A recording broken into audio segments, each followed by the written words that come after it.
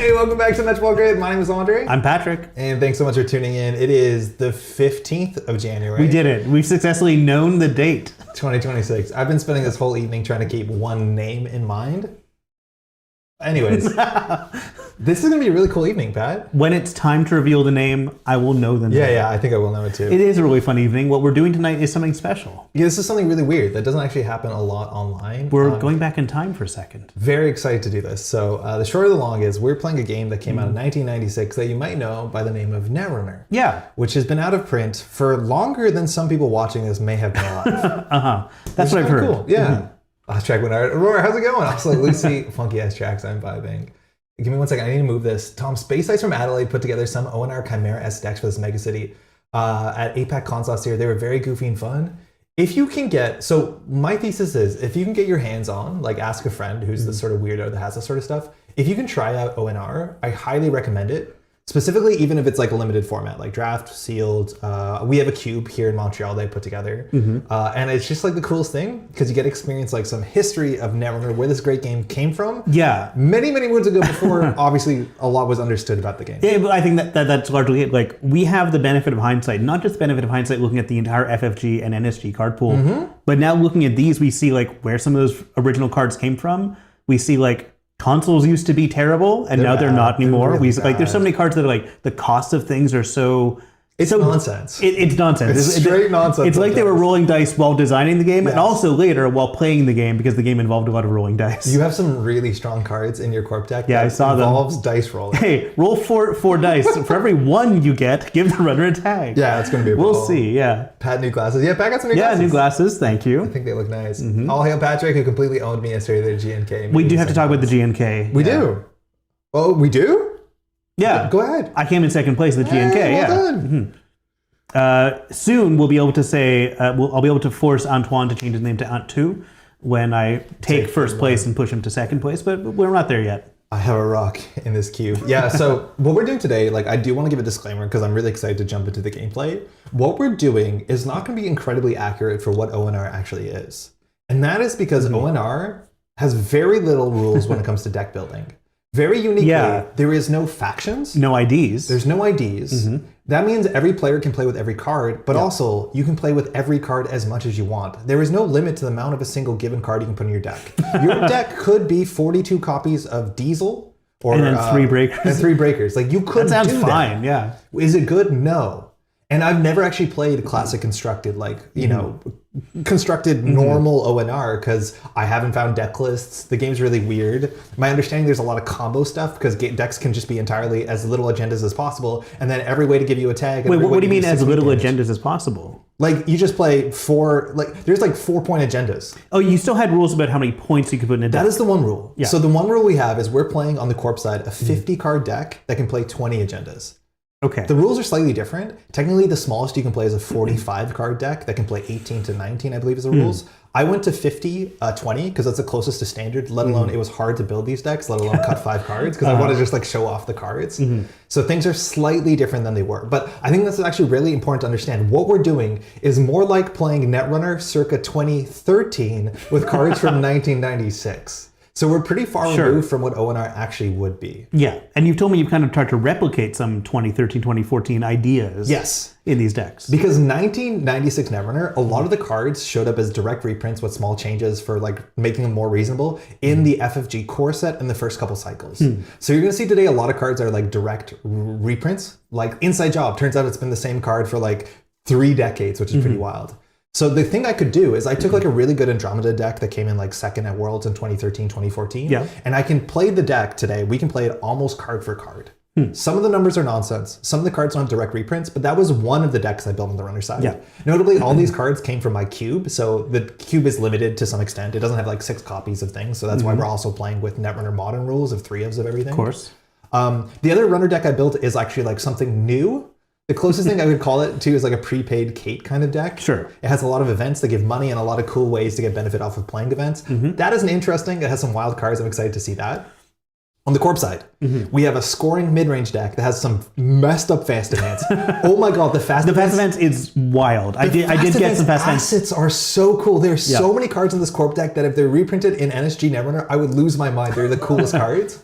And then you specifically asked for a tag and bag. So we have asset, kill, tag, death, Netrunner, which has some incredibly mean. Some of these assets are weird and mean. Oh, sorry. Have you seen the roving submarine? I saw it. I didn't take a close. Is that like the offsite? It's an offsite. On the turn that you install it, it's the only turn I can run the thing in the remote server. The rest of the game is locked down functionally, as long as you don't install something or advance something in the server, which is messed up with the assets. Okay, yeah. So I protect that asset forever because it's on a submarine, and I'm never changing what's in that server. Who is alive in our community in 1996? I think most people. Last time we did this cube in Montreal, there was one player who wasn't alive for it, but usually most players are. But there's some folks who are younger than the game. Yeah. I do want to, so Milanomi says, I'm moderately sure that ONR makes self-modifying code the longest continuously legal card in the premier competitive format of any card game, except for the 5 Magic basic lands. So, sort of? Because self-modifying code in ONR is actually slightly different. How's it going, Milanomi? The 2 credits you pay for the self-modifying code in ONR is in the cost of the install, not the cost of using. It's free to use, but it's a 2-cost install. So it's like slightly weird, which makes it harder to like tempo out. Yeah, and I guess like that also means like the name is stayed the same, whereas 100%. Cards like Trap and Score are the same then as they are now, but they're now called like Bite or Sure Gamble. But like Inside Job has been the same forever. That's true. That card just left standard this year, technically last year, but that card was exactly the same, obviously barring factions and stuff like that. But yeah, you're gonna get some really interesting stuff. I, for a while, actually used ONR cards as proxies, as alt arts, mostly in my runner decks where it's less unfair. But yeah, you get to see the inspiration where this game comes from, which is really cool. I was not alive yet. Yeah, Lockmanos. That's awesome. That's really cool. ONR is older than me. Yes, Solomir, how's it going? Is somebody going to be selling their body to Chiba? Unfortunately, no. Yeah. Because it didn't make sense in the context of the constructed deck. But Chiba is such a fun game. Are you using modern rules for traces inside too? Hey, Michael, how's it going? Okay, so... I don't think so. The traces are different. Traces are different. So there's only like 2.5 rules we're going to have to explain at the top of the video for this to make sense. The first is traces. So can you tell me the name of a card with a trace in it? Netwatch Operations Office. Okay, and if you're not... Okay, actually, no, we have to roll back a bit here. So... firstly, Pat, what's the name? Of the card? No, of the person. KJ4860. So I owe a huge thank you to somebody on the internet from like 5 years ago on Reddit. They're a Reddit user by the name KJ4860 that uploaded full, like reasonably high resolution versions of every ONR card in a Google Drive that is ready for you to send to make playing cards if you wanted them printed today. I'll have the link in the description. I don't know legally if you should be sending these cards to NPC. At this point, it probably doesn't matter. This game is from 1996. But the idea is that this document existed. I pulled it down. I spent a lot of time cutting out all these cards so they can show up on the stream. So of course, we're going to be showing all the cards up on the stream because it's nonsense. You don't know the cards. Obviously, we don't even know all the cards. But huge shout out to that person, KJ4860? KJ4860, that's right. KJ4860. Reddit user. Yes. Did all this work to make these cards available for everyone, which is incredible. Okay, on that note, let's talk about the small differences in this game. A lot of them are very minor. Some of them are just names. Right, the names of types of cards, like nodes instead of assets. But assets is a subtype of cards like agendas. That's true, yeah. Kind of weird. Servers are now subsidiary data forts. Data forts or data fortresses, but subsidiary is remote and then central data forts. That's right, yeah. Very cool names, yeah. Like that a lot. Credits are bits. The terminology for a credit is like a little kind of starburst. It's like actually very busy for how small the icon is. Yeah.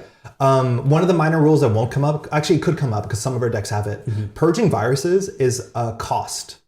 It is a cost you can pay at any paid ability window. The cost is lose your next 3 actions. I love that. It's so weird. I love like delayed click loss. That's so cool. That means technically you can purge at any paid ability window. Like I can res ice and immediately purge, but that means when my next corp turn starts, I will have no clicks. I will go start of turn straight to end of turn.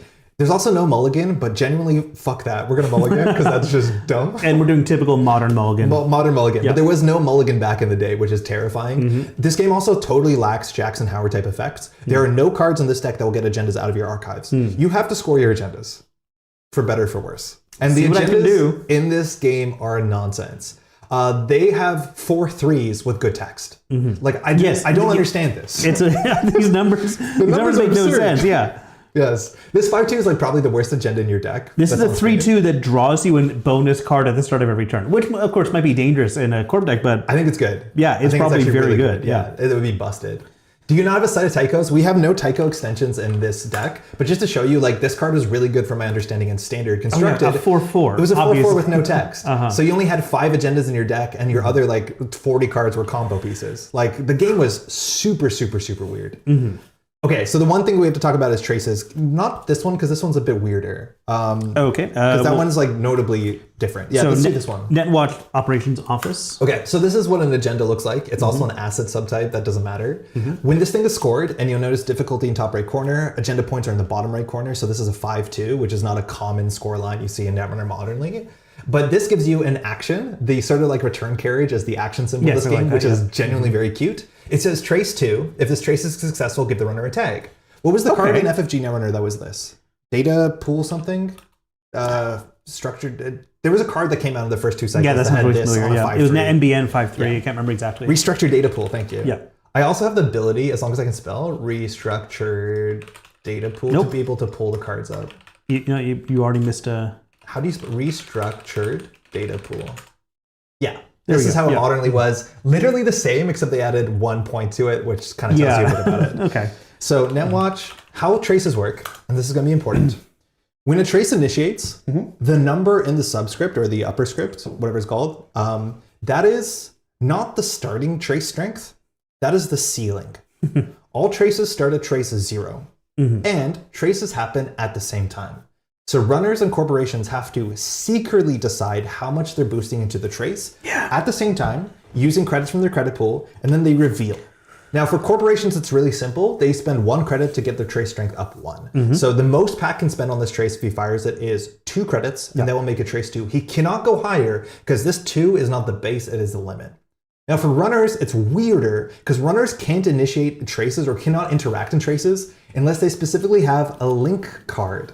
And link cards generally have 1 or 2 paid abilities. One of the paid ability will be some cost to get a base link, and then another cost will be to boost their link.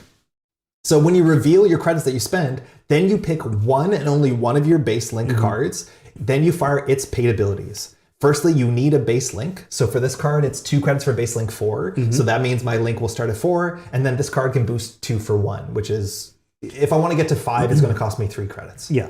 But that is the idea, is that runners have to use their cards kind of like icebreakers, but you need a base link to participate in traces. Corps just pay 1 for 1.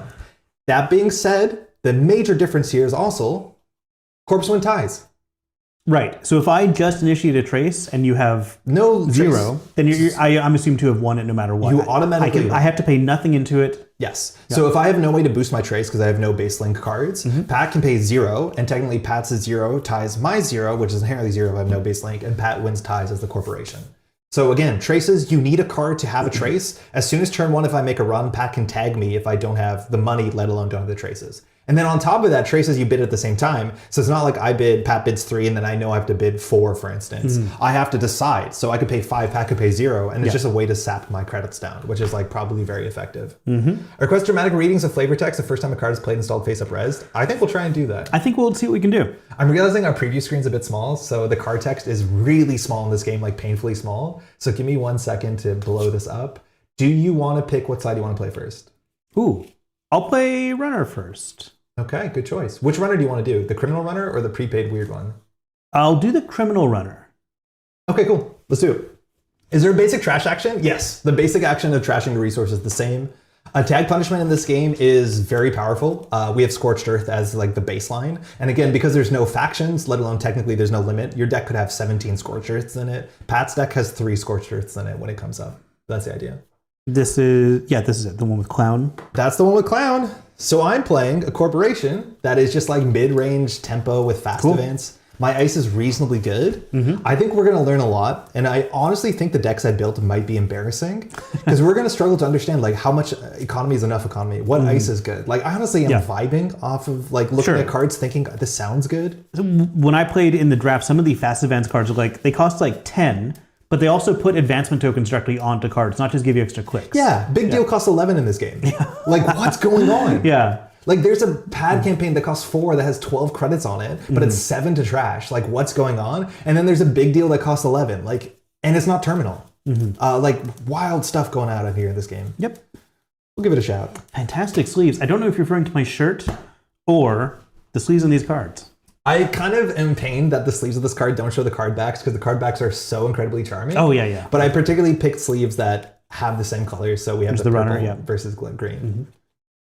All right, let's give this a shuffle. I'm going to try and show and of course cards. they are deck master. As they would be, yeah.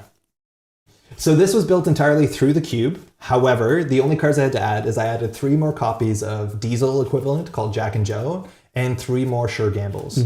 We're playing with only 3 hedge funds between the both of us, and I think that might be okay. Yeah, sure. It might be okay. What's hedge fund called in this game? Accounts receivable. Right. Good name. Generally, the names are really good. Like this game has I like such the names a lot. weird, cool tone, and I know I've spoken at length with you about like the difference in narrative between this game because this game doesn't focus on people because you don't have an identity. I think these cards do in a much different job than Netrunner does, expressing like human patterns, human desires. Like it grounds these as people more than I think a lot of times in Netrunner where it's just like, oh, you're playing this character, so you imagine. Like that story fills in itself. Yeah, I do think that's a good observation since because we're not playing as specific characters in this world, that does change the narrative a bit and changes what the cards are going to depict. It like there are many things about the narrative presentation in this version of the game that I do like a lot, and I'm trying to like, do a little bit more of in NSG Netrunner, but also NSG Netrunner is its own thing as well. We don't want to change that up too much. Yeah, this game also does a good job of exploring like runners are evil, corps are evil. Like both sides of the story are, I think, shown kind of equally, which is. Some of the runner cards are incredibly dark, like absurdly dark. Yeah, we rarely get anything as darkly funny as like a sacrificial clone anymore. But it says like organ donor or like sacrifice. There's one where you can dodge a tag and be damaged by forfeiting one of your family members. Like it gets goofy. Yeah. We don't know what we're doing, by the way. This is not technically what constructed ONR looks like, but we're going to explore some power level of this game and see some of the cards. Since we don't have IDs, should you have a card that represents I'm just going to it? get this green card. Cool. This is my HQ because those rules are the same. It's just there's no ID cards. We're going to do a proper like I'll mulligan first mulligan. Okay. I actually have a great hand. Good luck, have fun. Hey, we're off. Good luck, have fun. So I'm going to draw the 6. You'll notice how ice looks in this game is really weird. So you see this when I pull the cards up, but anything besides the sentry, it's ice, but it's like vertical. So they look really different. And then when it comes to sentries, they're actually like templated kind of like operations are in Netrunner. Like nothing is templated sideways as much as you put the card sideways. Okay, I'm just going to go, you have HQ pressure because you're a criminal deck. I'm going to start with an accounts receivable, which can't go wrong with that. So this is the hedge fund equivalent. Give me 1 second while we get everything sorted. So just, hey, that's the credit, the bit. Technically they're called bits. And then we're going to do the classic. I'm going to do, I don't love it. Ice. And I'll take a credit. That's all you. I'll leave RD open. Good. Let's see. I'm going to start by playing Jack and Joe. Yeah. There's too much blood in my caffeine system. Oh my God. Oh, I was meant to read this, excuse me. But if we don't receive payment in full by tomorrow, we'll be obliged to repossess. But the equipment's already been installed in our employees. Oh no. Oh no. What does that imply? The art in the Sure Gamble card is something. The art in this game is like you get art like accounts receivable, which is, hand-drawn art. But also this is one of the first card games that had digital like 3D art on it. And the art is like very much of the era. You'll see it when it shows up, especially on ice. It is very special. Some of these cards are so expensive. Yeah, everything's really expensive. Oh God. Everything is very slow. It's so slow. It's so expensive. I'm going to play Score. Yeah, nice. Just gaining some cash. Flavor text. If someone has consistently good luck, it ain't luck. Thank you, Spider Murphy. Hey, Sure Gamble. Yeah, on our next reprinting of Sure Gamble, we'll make sure to put that text in.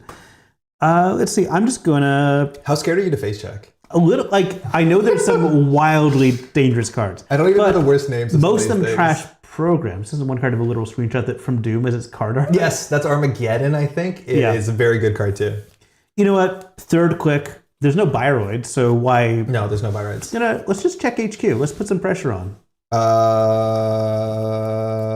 Is the game about to end? No res. Okay, I'll come on in. I just want to show more cards on screen. We see, firewall.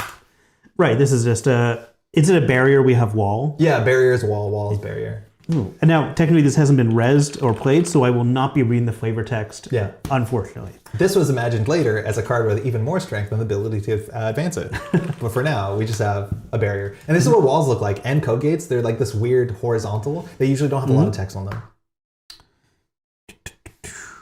Like this card is clearly better than this other card. I don't know. That does happen in the game. And this game had a rarity system. Because like there were of course there's a rarity system, but the rarity system is not marked on the cards at any way possible. It's very bizarre. Oh, you have to look it up. You have to look it up in a registry. You have to buy a copy of Scry.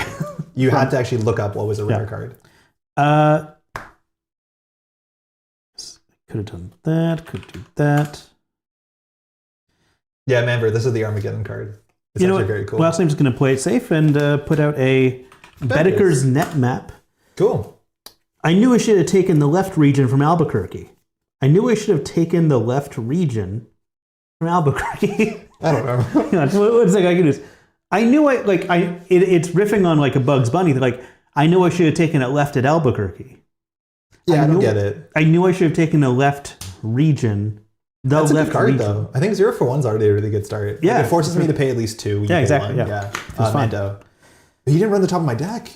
Oh, damn. Very cool. Okay, I'm going to do first click. That's true. Original, like, I started playing Magic with Tempest or Mirage, and those had no, like, rarity indicators on the cards themselves. But, of course, rarity was not a mechanical thing. Yeah. I'm going to play Credit Consolidation. It's just restructure. Have 10 go 15 or government subsidy modernly. Cool. Oh, I have to read this. Sorry. Here's the balance sheet of our hidden accounts. I suggest we have finance consolidate the newly decriminalized activities with the legitimate loan. All right, that's technical. I'm going to do 1.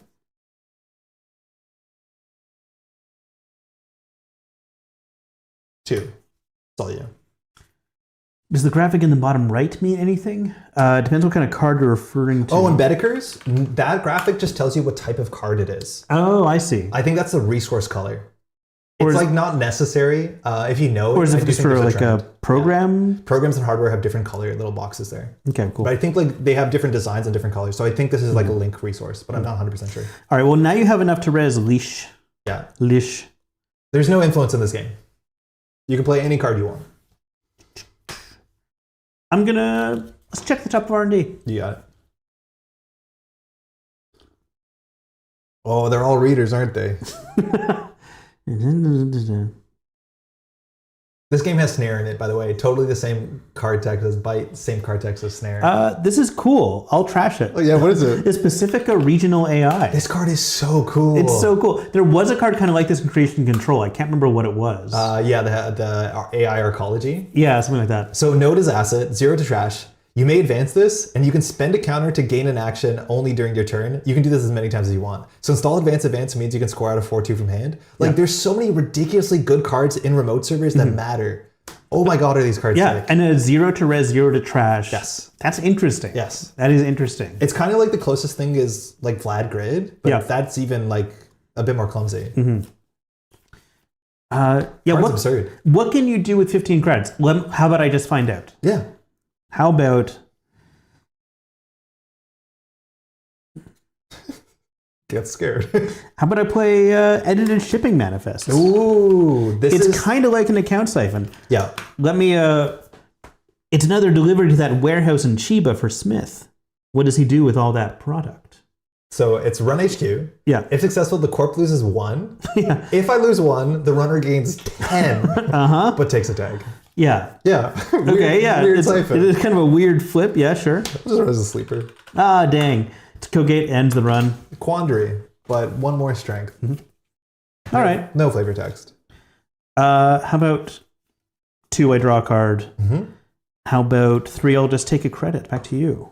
Mandatory. Oh, I drew the coolest card. Okay, I'm going to rip it. 1, 2, 3. I don't know if you ever missed this, but it's been a while since we've done one of these. Can you read this text?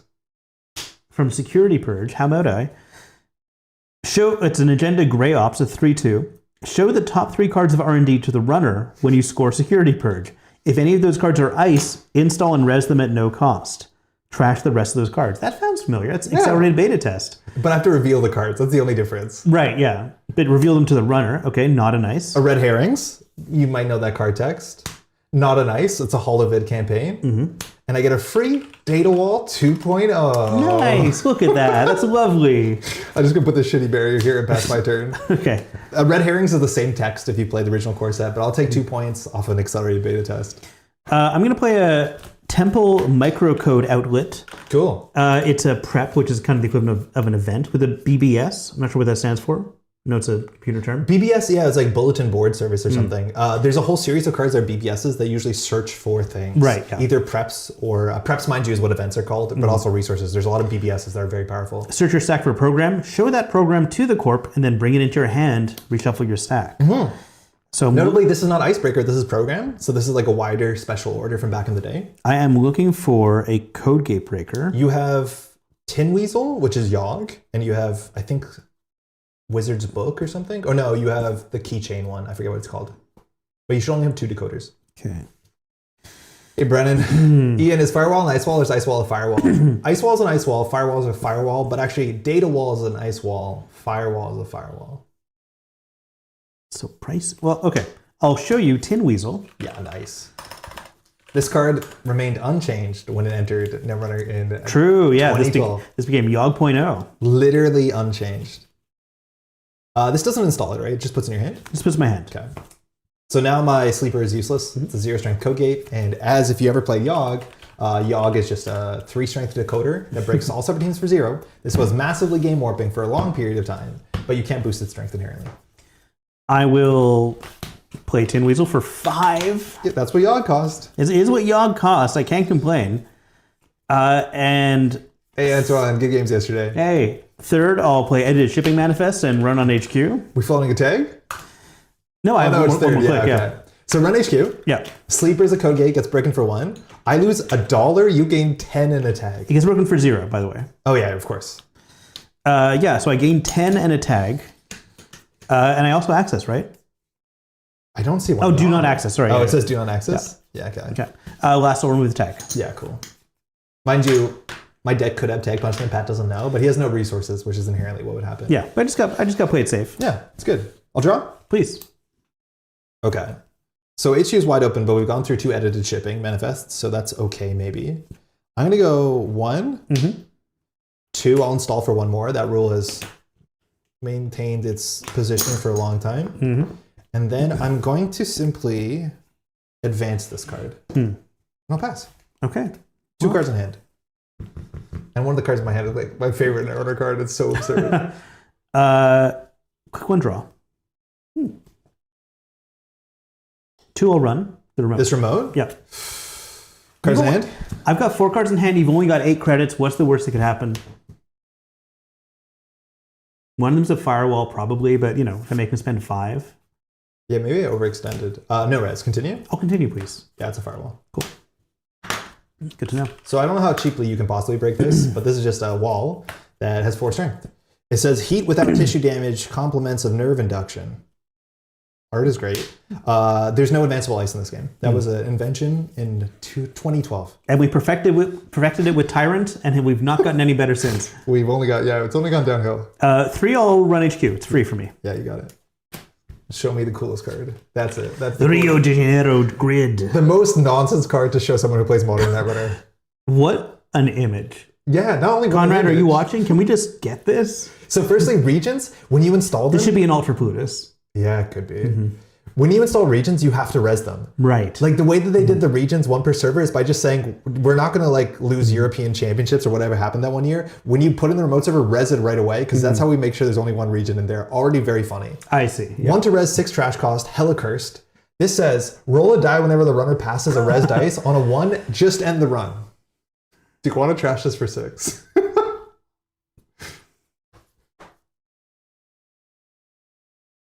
I don't know. I don't think so. I don't know. I'm having my brain that solves probabilities It's probably not. Probably not. But how much does it cost you to run back on Firewall every 1 in 6 runs? And probably not as expensive as 6.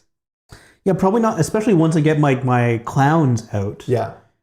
You can keep it. I'm not gonna. Especially 6 would put me back so much. That's a huge expense. Changeling, how's it going? Yes, I will be doing the stream and commentating for Saturday's North America. If you're playing, good luck. I'm assuming you'll be out there. Yeah. No, you can keep it. Thank you. Yeah, random is a really fun subtype. And lastly, I'm just going to draw a card. Back to you. All right, top deck. Here we go. It's not uncommon in this game to take 3 credits and pass. Okay. Quick one draw. So the thing I have on R&D is just a 1 strength barrier, which Pat eventually will break, or wall, excuse me. Pat will break for $0, I think, once he gets his breaker.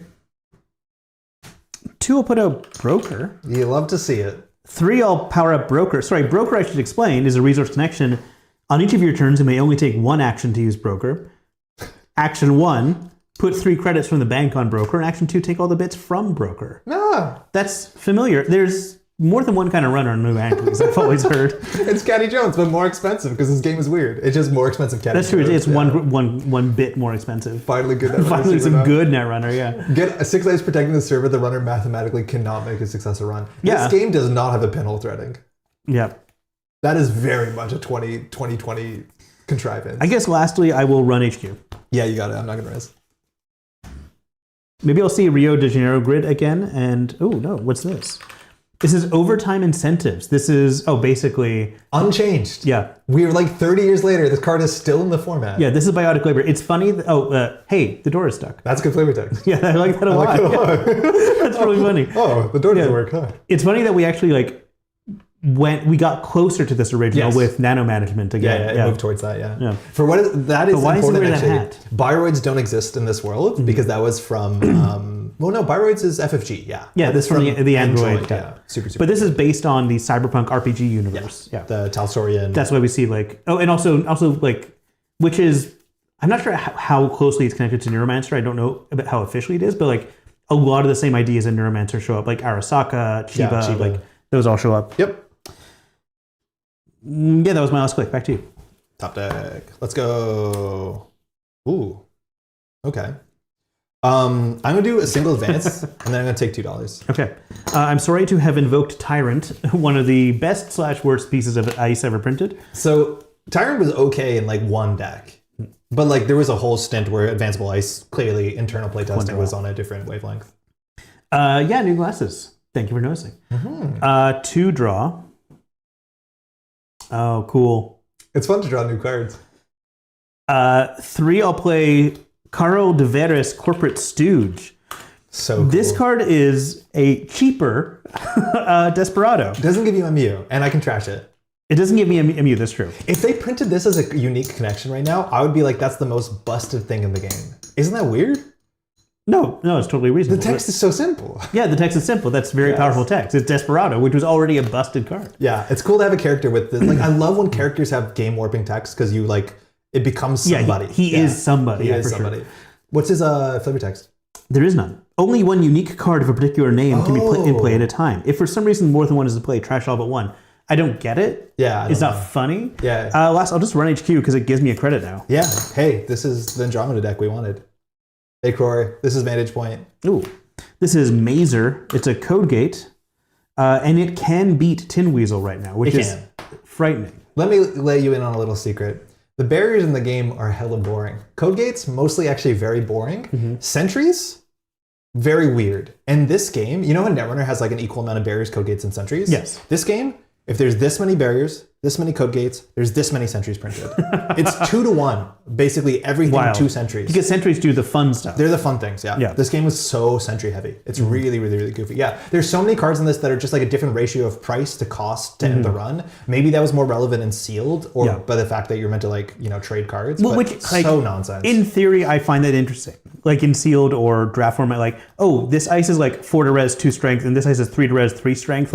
Why are these numbers like this? I have no idea, but yeah. That is a good thing about the LCG model where you don't have to print garbage. There are many good things about the LCG model.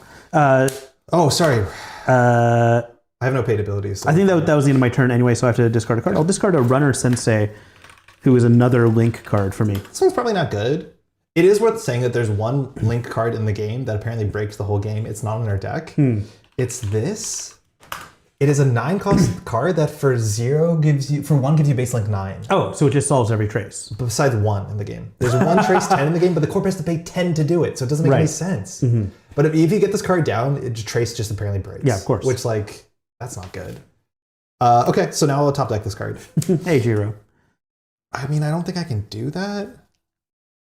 First I'll draw. Do it. See if I will. I'm going to get rid of this because obviously it doesn't matter. Oh. And then I'm going to just take $1 too. That's all you.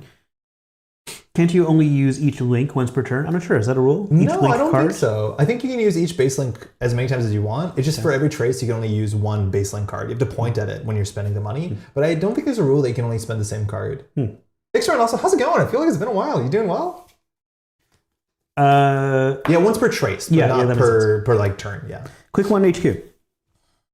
I think this is bad. I don't know why this is in the deck. I think it's bad. This is worrying. I thought you were going to install your good code gate. I'm not going to res it. Okay, then I'll gain a credit and access one card. Ooh, Rio de Janeiro City Grid again. Do you want to trash it this time? Roll a die whenever a runner passes a piece of resed I have to res my eyes. So actually, it might have been okay to keep the sleeper there. Yeah, it's actually, yeah. Even if it doesn't matter, it stops you. It's interesting. Like, the fact that they have to be resed makes this a lot easier on me. Yes. Yeah. Like, can you build a 6 ice server and res all of that? No complaints. Always same for you. It's been a while. Good to see you. I thought something was being cupped by the corp. Oh, no, I don't think so. If you're worried about this card, this is the HQ, because this game had no identities, so you need something to represent your HQ. Sometimes people use boxes that the cards came in, but we're just using a green. Oh, yeah. It's unfortunately the same color as Pat's cards, but what can we do? That was 1. This game can be slow. Draw. Oh, interesting. Oh. 3, I'll load up Caddy. Oh, yeah, right. Sorry, use Caddy? What's that? 3, I'll load up Broker. Thank you. Broker, I just met him. That's also not unique. You can have multiple brokers. True. Yeah, Caddy was unique. Yeah, interesting. Hey, Preston, yeah, OG card. That I want to keep, that I want to keep. That I want to keep. Maybe. Probably not. It's 1, 2, 3. Yeah, I think this shouldn't be in the deck. I think Trace is actually really bad. I saw a card with Trace 4. I'm like, that's so good. And then I realized I have to pay for it every time. I guess I'll just run HQ again. Because... This is last click? 5 cards in here? It's my last click. 5 cards in here? Are you not worried about this? No, not at all. Oh, good. Take one of these. I can't deal with it right now anyway. Good. Vapor Ops. That art. This is the coolest card in the game. We advance Vapor Ops before... It's node or asset. Yeah. You may advance Vapor Ops before and after you res it. Vapor Ops encounter card... Oh, you can then spend the advancement counters to gain get 1 credit. Yes, but... Click. Move any number of advancement counters from Vapor Ops to another installed card that can be advanced. This is the coolest card in the game. Imagine that. It's an NGO front that like it is, works. Yeah. It's an NGO front that also is a... If they don't run it, you dump. Yeah. If they don't run it, it... Like, NGO front has the benefit of, like, if they don't run it, it's not... It's not game winning. No, but it's good. But this is money. You have to run it. It's basically an agenda that the runner gets nothing from if they run. I love cards like this that matter in remote servers. Do you want to trash it for 1? Yeah, yeah, absolutely. That makes sense. Back to you. Oh, I have to trash something. Is it RPC? No, it's only from it. I guess you could put a lot of advancements on it, but what are you going to do? I mean, I guess we're here. I'm going to install. I'm going to res. I love the name of this too. So BBS... Whispering campaign. So can you read it? I'm just going to put the credits on it. Put 16 from the bank on BBS Whispering campaign when you res it. When all the bits have been removed, trash it. Click take 2 from BBS Whispering campaign. So it's kind of like a bad regolith mining or... Dog, it's 16 credits, 4 to trash, 0 to res. It doesn't make any sense. Oh, I see. The numbers are random. Oh, I see. Yeah, the numbers are just random. I have a pad campaign that trashes for 7, but reses for 4. And then you have this. This is actually fantastic. Like, all your clicks are 2 credits from now on. Unless you want to trash this for 3 with Carl, which I think you have to. Yeah. This is the thing, which is cool. There's a bunch of corp cards that like admit that runners exist. Like this is our campaign of whispering in the bulletin service, and we're making money from that. Like I think it's actually really neat. It's all you. Okay. I'm just gonna make change. Quick one I'm gonna draw. It's definitely gonna be nope. Click 2. I'm gonna run there, so I gain 1, and then I'll spend the rest of it to trash. Yeah. 3. I'm gonna load up on broker. Where'd your money go on the broker? I'm working on it. 4, I guess I'll draw again. And then I have to discard some cards. So I'll discard you. 2, That's just a trace link card. Doesn't really matter. This card is cool. I'm not sure if it's the one to go for. Discard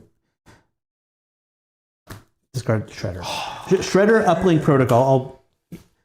4 cost 2 MU program. Click make a run on archives. If successful, treat as a successful run on HQ. That is familiar. A Sneaky Door beta. Sneaky Door beta has such good art. Yeah, that is some Holy great crack. art. That's good art. Gives a whole new meaning to the term trashing. Oh. Okay. I guess it does. I guess it doesn't give a useful meaning to the term trashing, but sure. What is the agenda scored? Good question. Sai, how's it going? It's basically an accelerated beta test. When I score it, I have to reveal the top 3, trash them, and res all ice for free. Yeah, Preston. There's no factions, no IDs. No IDs, no factions. Deck building restrictions are There were like wild. no rules besides having enough points in your deck based on size. Yeah, back to you. Well, I mean, it's funny. you legally have to tell me. Okay, look. I have this in my hand. It's a campaign I res for 4. It has 7 trash cost. It has 12 credits on it. Start a turn, I get 1 off of it. So it's not even forever. No. It's only credit positive 5 turns from now. Yeah. I don't even know if I put it on the table. I have to empty my breaker and Exactly. trash it. I'm basically paying 4 or 3, so you pay 7. Because you can't let me have it. But you can't let it be credit positive. If you res it, I have to trash it. Exactly. It's Because- more with cards that because it's controls your money. Yeah. Unless my money doesn't matter, then you don't do anything with it. Yeah. Like, I don't know if it's worth the click. Can't It's possibly probably be. not worth the click. Functionally, it's 5 credits for a drip. Yeah, they're just bonkers numbers. They don't make any sense.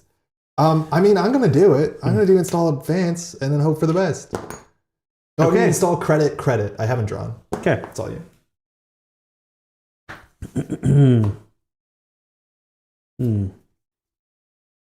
Viruses are pretty cool in ONR. Yeah, unfortunately our deck has only like 1 virus in it. The viruses in the cube. Viruses are kind of expensive. The way they use counters is really strange. The art on this is also like kind of awful. But Wait, guys, yeah. folks. What if that was a bluff? What if you showed me a card that's definitely not? You're like, and now you're like, I'm just gonna do it, but that's an agenda just out there naked. Yeah, come on. Could be a trap. There's some good traps in this game. I bet there are. I bet I'm gonna see a bunch of them. There's some really good traps. There's 9 on it right now. Yep. 9 is 5 clicks for 6 credits. Yeah, it's not, I don't know. For this game, that's golden. Yeah. It's really good. This game has Armitage code busting in it, and it's like genuinely good. It's like fine. Click one range cube. Have we seen Trumpet Imp yet? No, I don't think it's any of our I decks. love that. Mind you, it does not do what Imp does. It's actually just a daemon. Run HQ? Yeah, I'm not going to res. Wait, you had 3 credits? Wait, maybe I do res. Hold on. Now it matters, because Links matters. Let me see what the card does. So what is the most you can make your Link? Because that's 4. what's important. You can get your Link to 4. Yeah. By doing... Base link 1 for 0. Then 1 pay for 3. 1. Sorry, what's the name? It's Bedekers? Badekers. Okay. And this Badekers does... net map. No, this card's awful. I'm not going to res it. All right. That should not be in the deck. Let's access 1 card, please. I should play Scarier Sentries. This is Rio de Janeiro Grid. You may keep it, please. We've accessed it. Soon it'll be 6 times and you get the end the run guaranteed. Let's see. I will Yeah, I heard there was the JNet fork that had ONR cards on it with implementation. put 3 more on that. I'll run HQ again because it's better than Clicking for credit, unless you found a trap. What do you got? Overtime incentives. This is your nano management. And I'll run HQ one more time. You don't want to check this? You shuffle up that HQ real good. Just want to know what's in your hand. Ooh, how about this bad boy? This is overtime incentives. You may keep that. Thank you. It's all good? Yes. I'm going to spend 3 on a Holovid campaign. 3 or 4? Well, I'm going to get 1 back. I see. Yeah, there so we I'm going go. to put 11 on it. You have to trash this. Yeah, I have to trash it now. Yeah, top deck. Oh, God, I don't want to draw because cards don't go anywhere. I mean, maybe I do. First click draw. I'm coming right into HQ. Second, credit consolidation. There we go. Just take 10 or take 5. Yep. And then I'm going to go ahead and trash this because it's trash. Curious. And then I'll put a card here. Mm-hmm. Will it be that card? Yeah, that card seems really fun. Go ahead. So I'm not sure if Holovid campaign is worth trashing. You have a lot of money, and I have no idea how much things cost. Giving me 11 credits seems like a mistake. Yeah. The thing is, like, is the game going to be 11 turns? Like, honestly, I don't know. I have no idea. I have no idea how this game works. Yeah. I am going to empty my broker. Yeah. It's 12 credits. Yeah, MB Kelly has an ONR techie. I don't know if the hosting is still being paid on it. For a while it was. It might not be. 2, I'll run the Hall of It campaign, so I pay 6 basically. Yeah. Trash What's it. your face down here? Oh, my ice, right. There should be 2 in here. Oh no, you trashed 1 face up. 3, how about I run archives and see what that ice was? It was an asp. Dog is bad. You see trace 4, you think it's good. It's not. Trace 5. Sorry, you see trace 5, you think it's good. It's not. If trace is successful, end the run, and the runner cannot run again until runner takes an action to pay 1 credit. So I lose a click and a credit if I want to run again. Is this for the whole game? Yeah. Okay. Well, that's interesting. It's interesting. But imagine you have a link card, you run it, I have to pay at least 2, and you pay like 3. Like you break it without a breaker for 3, but only if I have money. Like the economics of it are astoundingly weird. This feels a bit like this could have been what. I know you already don't like tags. No, no one loves tags. No one loves tags. But this could have been a token. Like some ice gives you a token that's like, you have to clear this token. Or there are so many cards like that in this game. Yeah. That say when you hit it, your next run costs 4 credits unless they spend an action to clear. Yeah. Like there's so many cards that do. Rongi, this wasn't about you. Get out of here, Rongi. Let's go to you. Oh, how sharper than a serpent's tooth is one of these suckers clamped onto the boot sector of a drive. Oh, the boot sector of it. It's kind of a pun. A bit of a wordplay there with boot. Snake. There's an asp in my boot sector. Yeah. There's a snake in my asp. Yeah. What was I doing? Oh, yeah. Last click. I don't know. I guess I could make things fun for you and run HQ. But no, instead I'm going to install a Zetatech chip for 3. It gives me plus 2 MU for 3 credits. Not bad at all. This actually got more expensive in ONR, or in ANR. Yeah, it was that Shaper card that gave you plus 2 MU, right? There's a neutral one, no? Is neutral that gives you plus 2 MU? No, you're right. Maybe it was Shaper. Zetatech, I think that name did not survive. I don't think it did. No. Good. Back to you. All right, let's play some Netrunner. This card is straight asp. That's a new tier of the... Install. Interesting. Folks, he's installing. I'm going to res my Vapor Ops for 0. Yay. I'm going to spend a click to move the counters onto this. I'm now going to play Overtime Incentives to gain a click. Okay. So now I have 3 clicks. Okay. I'll do a triple advance. Did you pay for the overtime? I'm not going to play Overtime Incentives. Okay. Because I'm just going to do advance. Okay. It's only a 4-2. Move over Off-World Office. Let's go for a card that honestly could have been printed at any point in Netrunner, and the response would have been like, yeah, that makes sense. Political Coup. I like it. Put 12 credits from the bank on Political Coup when you score it, and you can click to take 3 from it. Oh, no, I have to do it. You're right. That was too many clicks. I have to pay 4. Thank you. Sorry. Go ahead. Okay. While you're figuring that out. Assassination is the extreme form of censorship. George Bernard Shaw, The Rejected Statement. So it's a regolith in my score area. Yeah. That's fine. Honestly, one of my problems with Netrunner is that a lot of agendas are tempo positive. I wish there was like a small window for you to get the value back. This is exactly what I want. Yeah. Like this turn I'm weak. Next turn it gets a bit more that much more than Off-World Office. I mean, I think so, yeah. I mean, it's actually still like quite a big value. Oh yeah. So maybe not, like maybe if you had 9 credits on it. No, you can find the numbers, but like the fact that we don't have a card that you can click for money, that's an agenda, like that's good. Yeah. Oh, I'm on 4 points now, let's go. Okay, and why did you need to? Because install, move, advance. Oh, because that takes 2 actions. clicks. Yeah. Okay. This is not clickless. Yeah. This card still has downside. Okay. Yeah, Vapor's click exactly. Yeah, back to me. Let's see. Cyber Solutions 4 for 2. Akametsu is 1 for 1. Yeah, Cyber Solutions. That's the one. Cyber Solutions membership. Cyber Solutions. Full cards. Yeah. This one got more expensive. Yep. Quick one. Draw. Yeah, Vapor Up stays. This card is just the coolest thing. Oh man, is this card cool? BTL would just lose its mind. Gross.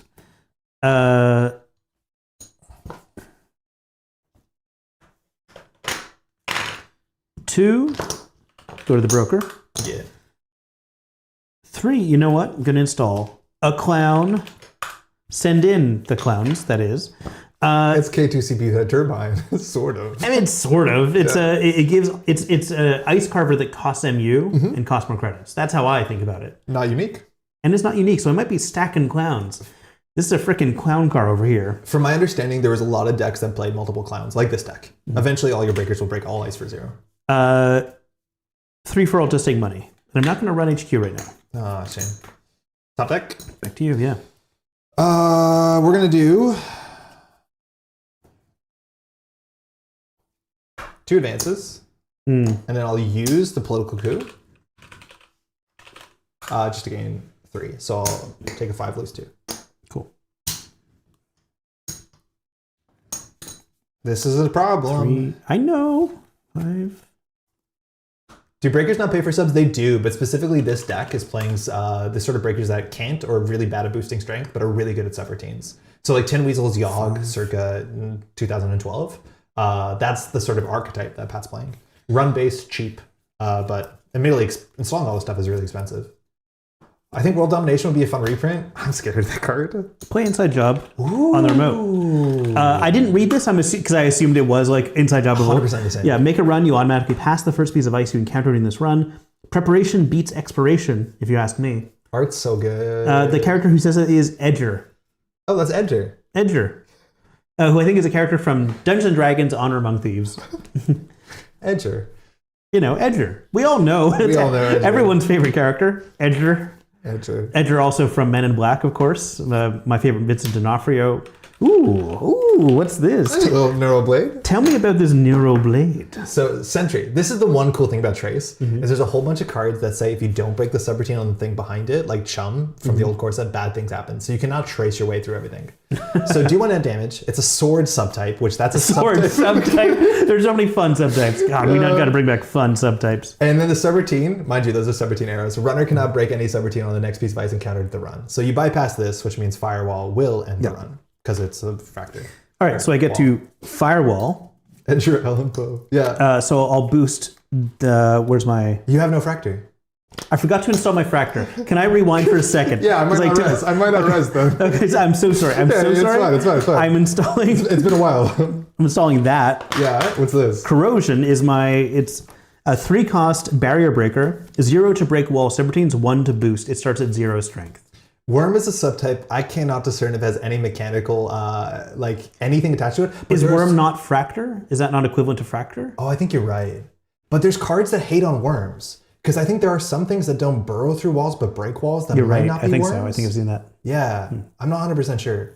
Because for what it's worth, icebreakers, like, this is not a decoder. It is just an icebreaker that can break code gates. This is a worm, which is a subtype of cards that can break walls, but not necessarily, you know what I mean? Yeah, that's true. Yeah, this doesn't have a subtype. Yeah. Can I share a really bad card name I pitched for Elevation? Oh, yeah. Eroder. What was the conversation like? You should have known better? Full rejection from the entire narrative team. This was for Rising Tide. Yeah. What became Rising Tide. Like, it's basically our next basic barrier breaker, Eroder. Oh, boy. It's Eroder. Anyway, yeah. So How much does it take you to break Firewall? Where's my Inside Job? It would cost me 3. Right, because you're at 0 strength. This is a 3 strength. Yeah. So you have to do 1, 2, 3. So break for 3. And then I gain 1 when I arrive. Oh, so you can trash the Vapor Ops. So if I res this, I'm saving you only 3 credits. That's right. I'm not going to res it. Okay. So you bypass the Firewall. So I bypass the Firewall. Instant speed, I take 2 credits off of this. That's true. Yeah. And it doesn't trash it. I still have to trash it. Yeah. So I'll gain 1 credit and trash it with that credit I gain. This card is the coolest Netrunner card. Yeah, it is very busted, but like so fun. That was 1, 2. What the fuck, Lamau? Jai, come on. Please let me do it. Jai, Eroder. I know we're not supposed to talk about, but I feel like the statute of limitations has passed on my bad narrative ideas for Elevation. I'm going to put 3 on this, and then I'll just take credit pass. I'll draw it back to you. Okay. Ooh. When the walls fell. I don't know what that means. Oh, you'll find out. Actually, it's funny that this card... This was 1996. I'll have to line up with the TNG episode to see if they knew. Yeah, this is probably too late for that. Oh, sorry. I am using people who know what Shaka is. 1, 2. Okay. I'll take 3 off the political coup. Cool. There's a lot of upgrades in this game that are named after people. Like they just have name of sysops, like full names. And the art is always like very shadowy, like very Rembrandt lighting, and they're almost all terrifying. And half of the abilities are awful. Yeah, of course. But it's like a cool. Well, it's like what's the one card that you showed is like gain a credit and then roll a die, and then like you have a smaller and smaller chance of gaining further credits. It has a picture of Richard Garfield's face on it. Oh, is that the one? Yeah. It's like roll 3 die, set aside any 1s, 2s, and 3s if you want. Yeah. Re-roll those die, keep going until you're out of dice roll, and then get that many credits or something like that on average you make negative money. Yeah. Yeah, very good. Let's see. So it cost me that. So your decoder is technically at 4 strength. Your decoder. Yeah. Okay. Because Tin Weasel can't go above 3 strength, but the idea with the clowns, and you can build the whole playset, and he has all of them in his deck. Yeah. These are his leeches. They reduce the strength of lives. Thank you for doing the research, Milanomi. Appreciate that as always. Yo, Spags, how's it going? It's been a minute. Hopefully you're well. I will draw 1. Okay. This guy's cute. I do not know what's cute. Sorry. This is so much to read. 1 second. You cannot, and the text is so small. It's really small. Some of the sentries are. I'm just going to read it. Each of your turns, you may choose to gain an action, which you may only use, you know what it is, to make a run. You cannot spend more than 3 credits during that run to pay for using icebreakers or increasing your link. Use this ability only once per turn and only during your turn. And trash to avoid a tag, and trash to prevent any amount of meat damage. From the research I've done, this card was both good and loved. And I do not understand what happened in 1996. No, it's Jack Sinclair. That's still not a high watermark. I'm sorry, excuse me. I put Jack Sinclair in every deck I built for 2 straight years. You remember my Sunny era? It was good in this archetype because it's like tag removal, meat damage protection, and it gets you a free Wilson. It is expensive. Or sorry, Carl. Yeah, it's expensive. Everything's expensive. It's expensive, but this game you could play 10 Sir Gambles in your deck. Like, this is the thing that we're not doing. I don't know. I would play this card today. You would not. I would play this. 4? No, I would play this card today. People, for 4. Folks, I would play this card today. Okay, trash to avoid a tag. Like, yeah, that's pricey, but you know it's there in emergency. No, trash to prevent any amount of meat damage. That's useless. Your tag. They can trash it. You're cool. You're cool. Okay, so it makes them spend an extra 2 credits and a click. Pat is 4. But then also, like, we have Hannah. You get an extra. The format has Hannah. Hannah's good. Oh yeah, Hannah is just this bit better, isn't it? Yeah. They both overcooked and undercooked in the coolest ways possible. It's awesome. Okay, that was a quick one. Much on Cheers, mate. Same to you, Smags. It's really cool to see you. Hopefully you're 2 draw. 3, gonna load this up again. 4 credite. Back to you. All right. Top deck. I'm just going to triple advance. Not the most exciting card. But we are trucking along towards that 7 points. It's a Marine Ecology.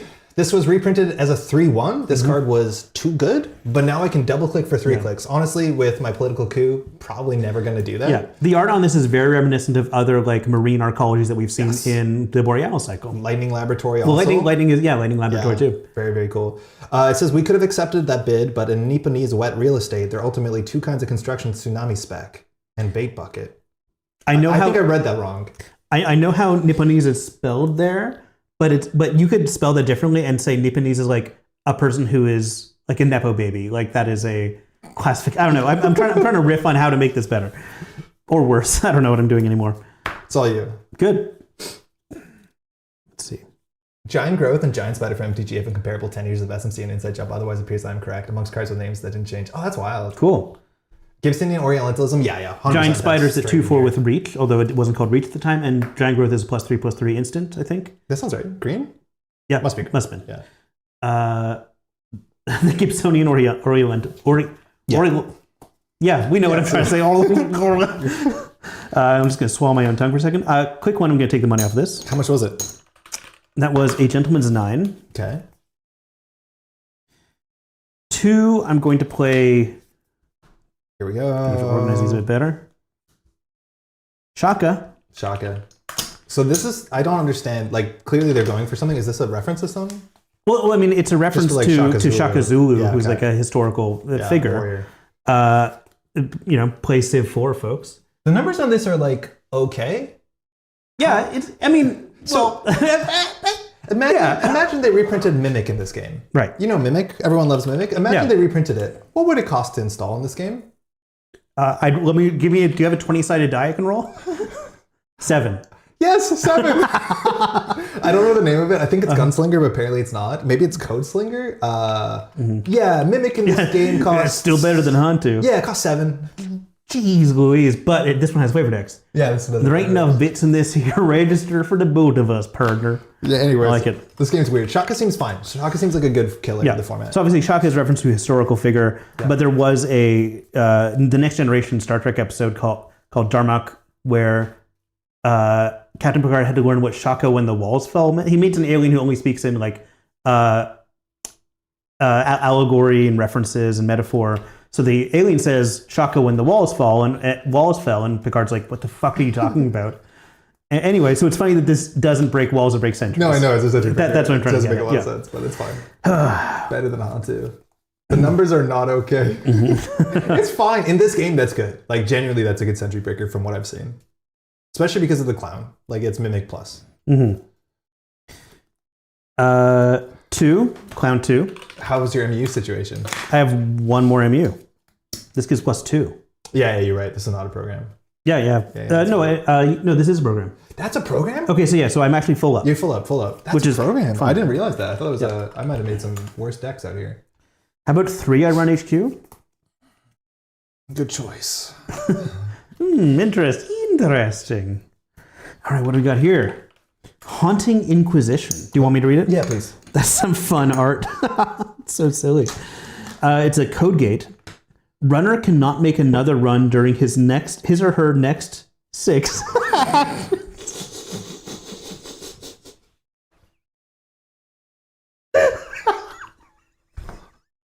I mean, it's fun. Yeah, it's very cool. Okay, yeah, okay. Just don't play the game. And then end the run. Yeah, it's just another nightmare, Johnny. Towel off and go back to sleep. How often go back to sleep? If I had a nickel for every time I told someone that. Wow. Okay, so runner cannot make another run during his or her next 6 actions. This would be a perfect time. So I can tell. So we're using his or her. Did Magic use his or her back then? I can't remember what Magic I feel like used. he used his. I think a lot of games used his. This is like it feels strange to see his or her. But like like early FFG Netrunner used his or her, and then we switched to they, right? FFG now uses they. I think you're right. Yeah, that's wild. Yeah, we have to track this across. Yeah, I got a counter. It's fun. Yeah. Okay. Cool. Also, it costs you 8. I paid it. I will never. No, if I get another clown, I'll be able to break that eventually. For free. Eventually, yeah. For free. Okay. So it's 1, 2, I don't know. 3, and then 4. I'll just put money on this thing. Can you please count that? Yeah. Okay. Thank you. So next turn you cannot run the remote. If I just jam an agenda, I think I win, right? Yep. All that's Okay.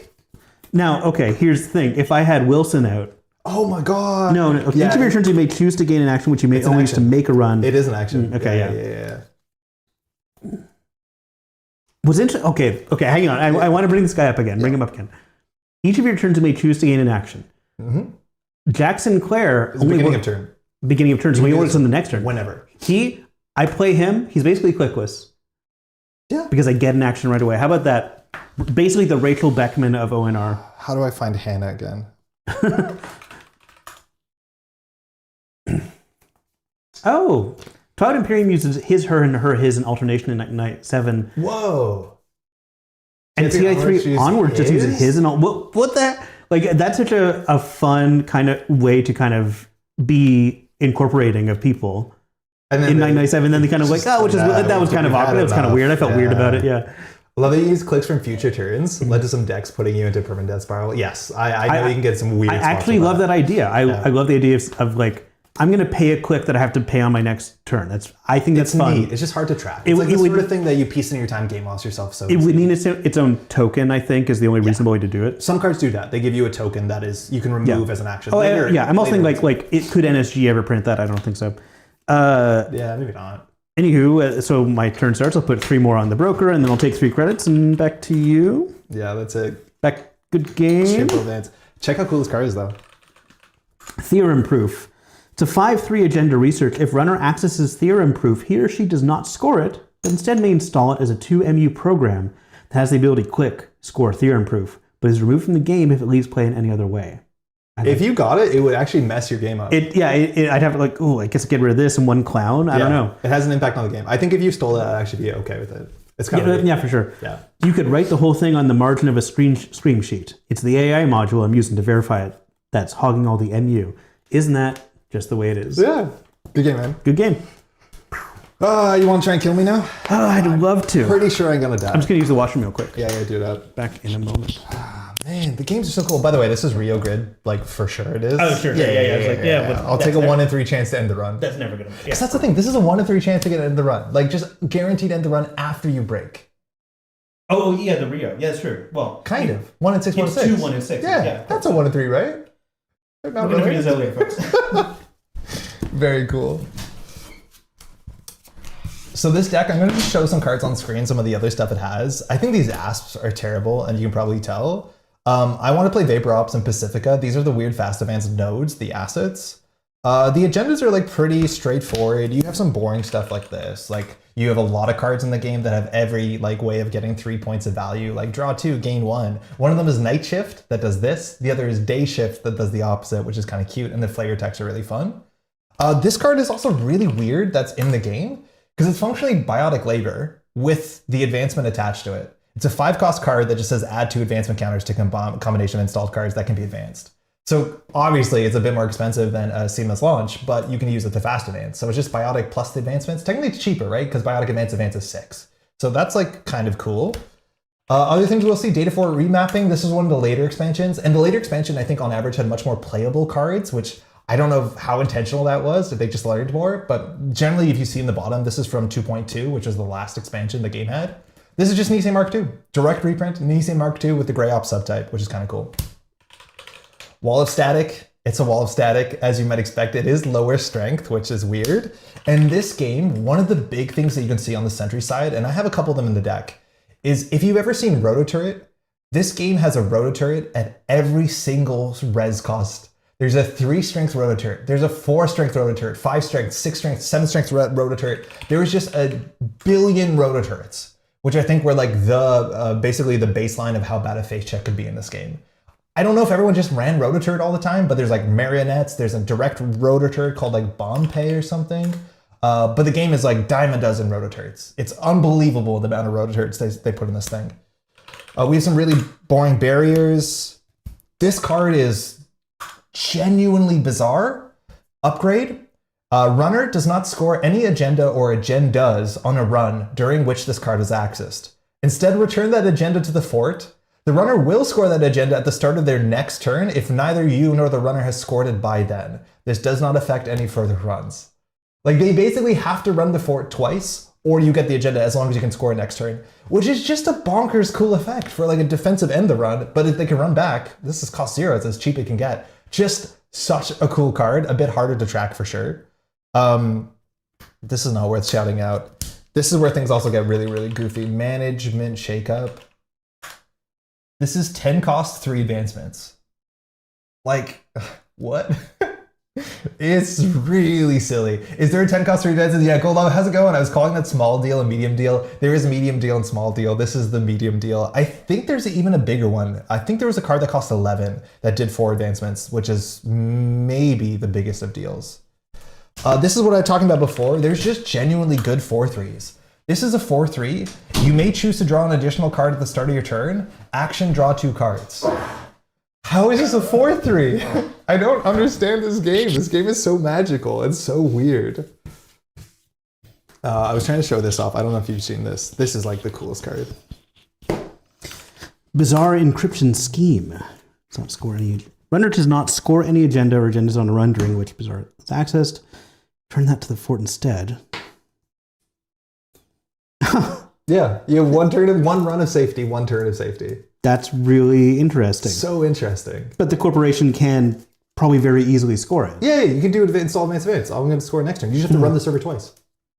I just have to run the server twice. And trash it. Oh, I see. Okay, yeah, cool. Because then you don't access it, yeah. All right, you want to try and do some tag and bag? Yeah, man, I'm thinking about that icy res. Like that was so, it's funny because the design is just so, it was so shocking that something like that could exist. Like, oh, that is like I lose. Yeah. Straight up, you can't run for the rest of the game the way that things worked out. It's very bizarre. How does Bizarre Encryption Scheme work with installed on R&D? Poorly. I think it actually puts the card back in the fort, which is in the server, and then next turn the runner will just score it. I think it rips it up in R&D. I'm not 100% sure. There are FAQs from this game that are still like well maintained enough.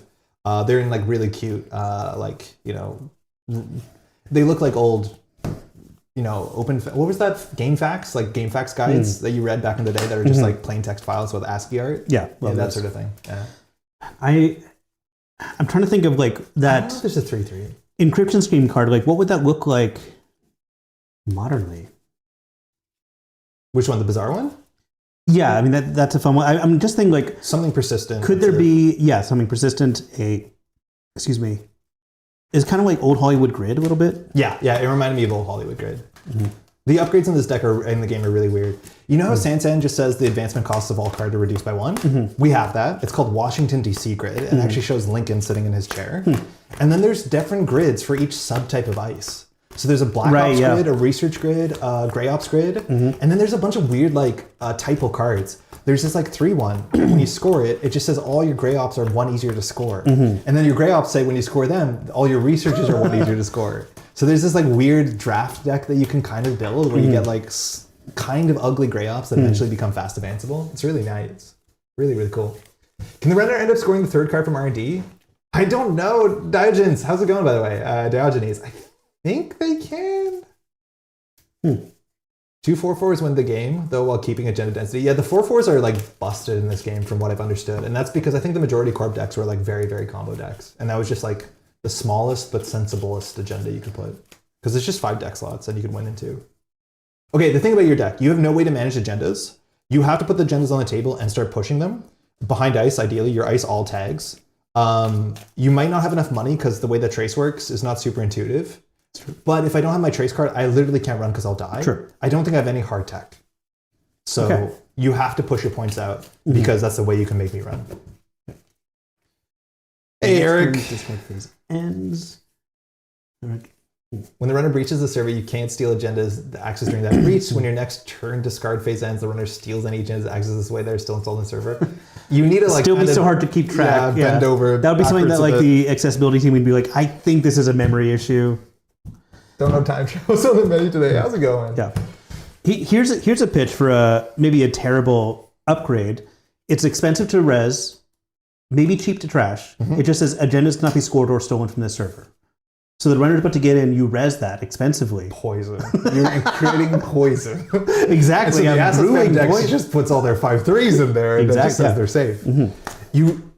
Man, is it Roving Submarine? This card in your deck, I'm terrified about. It's a region, and you have to pre-res regions when you install them. It says install only in a subsidiary data fort. That's a remote. This fort may be run only if you installed or advanced a card inside this fort during your last turn. If you put up an asset in there that can give me a tag and it survives 1 turn, I can no longer run that for the rest of the game. You just hit the button that gives me a tag. That's terrifying. Genuinely terrifying. How's your hand?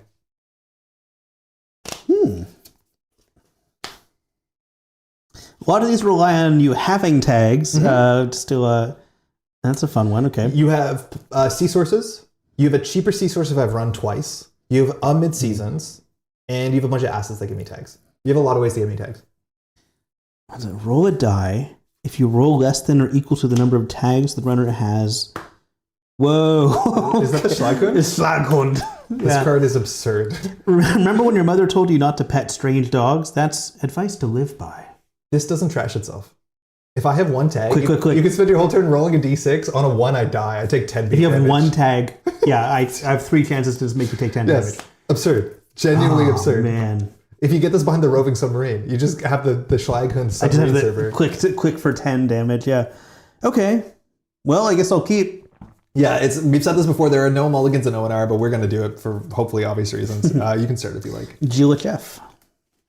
Subsidiary data forts servers, we have centrals, I think, but we definitely have subsidiaries as remotes. Yeah, I think centrals are just central data forts. Click 1, draw. It's not a dog, that's a man. I mean, it says Hund in it, right? It says Hund. It could be a man who's had modifications to make their legs bend. Servers used to be called forts? Yes. Yeah. Not sure if that's a furry, but I guess I'm not one to argue. I think it's a scaly. Yeah, but its scale is in scale mail, not scale is in lizard scales. Squamous? Is squamous what you say, something that has scales? That's the adjective for that? I don't know. It's not squamous as in the city my sister lives in Vancouver. I drew the one card I wanted to draw. Good for you. I'm going to play Beanstalk Royalties, aka Efficiency Experts. I was hoping this is enough. We can immediately say that it's a hedge fund, but I think this might be enough. It's definitely not. Waste not, want not. Yeah. Love this guy. I mean, it's for draft. Cool. Runner encounters this. 6/7 core damage. Oh, cool. I guess I'll just. Oh, here, have an HQ. You probably wanted one of these. Oh, this card's so bad. No, there's no bad cards in that deck. Genuinely, I think that deck is fine. Well, when this card gets revealed, and I know I'm just saying that my. Yeah. Okay, no, I'm not going to install that. Oh my god. Yeah, Okay. the corpo art is really fun. Install this here. Yeah. In preparation for something later. Back to you. Okay. What was your second click you drew? I drew, played this, installed. So check this out. It's not prepaid. Elena it's weirder. Elena Leskova. Leskova. But somehow you never go away thinking you got the best of the deal. Unique connection for 3, expensive. Whenever you play a prep is an event. Gain an additional bit the first time you gain bits from its effect. Oh, okay. So it only works for events that give you money. But all of them give you one more. But all of them give you one more. That's a good card to start Very with. That's neat. a huge card to start with. I think I drafted that in our draft. Yes, it's a very fun build around. It's the closest we get to prepaid. So for instance, when I play Stakeout, which is a very boring card, but in this deck now it makes a bit more sense. Stakeout says, this is reconnaissance, not voyeurism, Wilson. Gain 2 bits and draw a card. For me, that's 3. Cool. It's going to be a while before she pays credit positive, but in this game, everything's weird. 1, 2. Okay. I'm going to go and do more of it. This is the opposite. This game always did this. Cruising for Netwatch. It's gain 1 bit and draw 2 cards. Back home on the bayou before it dried up, the good old boys would ambush federal patrolmen just to try out their new cyberware. Now we bushwhack stray Netwatch goons just to try our new programs. Some things just don't go out of style. From Digital Dana. So I'll gain 2 and draw 2. I remember net hacking on the bayou. 1, 2. We still don't have crocodile ice, do we? We have crocodiles appearing on icebreakers, but still no crocodile ice. 1, 2, 3. Last time I played the very neat card. This is what a BBS looks like for a resource. As an action, I don't think I spent one for that. I can spend an action and a bit to search my stack for a program, show it to you, and add it to my hand. Yeah. I'm sorry. Yeah. It's a permanent tutor. Yeah. Why was my tutor an event that happens once? I mean, yours was cool too. You're right, this is better. It's slower. It's slower the first time. It's slower the first time. And then it exists forever. But imagine a shaper with this toolbox button. You just keep hitting it for your stuff. Wow. Go ahead. It sells spirits, this place, which is also kind of fun. Oh, fine spirits. Cute. Okay. Oh. I have to be a bit cautious because your deck has snare. Your deck has a lot of ways to give me tags on access to. Okay, I saw something here. I assume that's Wilson from the other cards. Really? You think Weeful Runner's on here? I mean, maybe. Okay. Yeah. Okay. Yeah. Install credit card back to you. Okay. Anything you want to do? When I draw? No. Okay, good. I'll draw. Yes, it's this. The enter return. Yeah, the enter/return is a click. We have the same number of clicks as modern Netrunner. I'm going to use Short Circuit. Sure. So I'm going to search my deck for a program. I'm pretty sure I have a link program, which is going to be pretty important. There's also a card that came up, Eric, on your podcast that I'm very excited to play called Very, Very Quiet, which I think you thought was maybe not real. I'm pretty sure I have at least one. Oh, sorry. Listen to that podcast. You guys are talking about noisy and stealthy. This card's 2MU? I didn't realize that. I don't have a Bedekers, do I? No, I guess I'm taking the backdoor. Backdoor. All right, so I'm adding this to my hand. I don't think I can afford it, but 0 for baseline 3 is like kind of messed up. So that was 1, 2.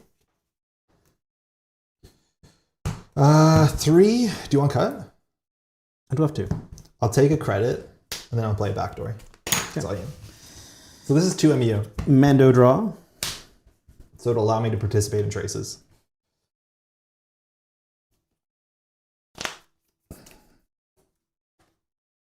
If I can't run, I can't get tagged. Install credit back to you.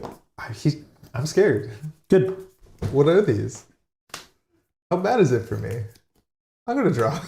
First I'll draw. I didn't want to see that. Second I'll draw. Okay. Third I'll take a credit. God, I love this. We've got to get the artists who made like the Money for Nothing video and the Reboot TV show and just get them to do all the art in the next set. It's really good. Last action, I'm going to play a score, which is a sure gamble. And because Elena Leskova gained bits from her prep. Hey, that's great. That's great. She's giving me... I love that for you. I love that for me. 3 credits. Oh, this is still mine. No, you can trash it. I have too many cards in my hand. I'm going to throw out...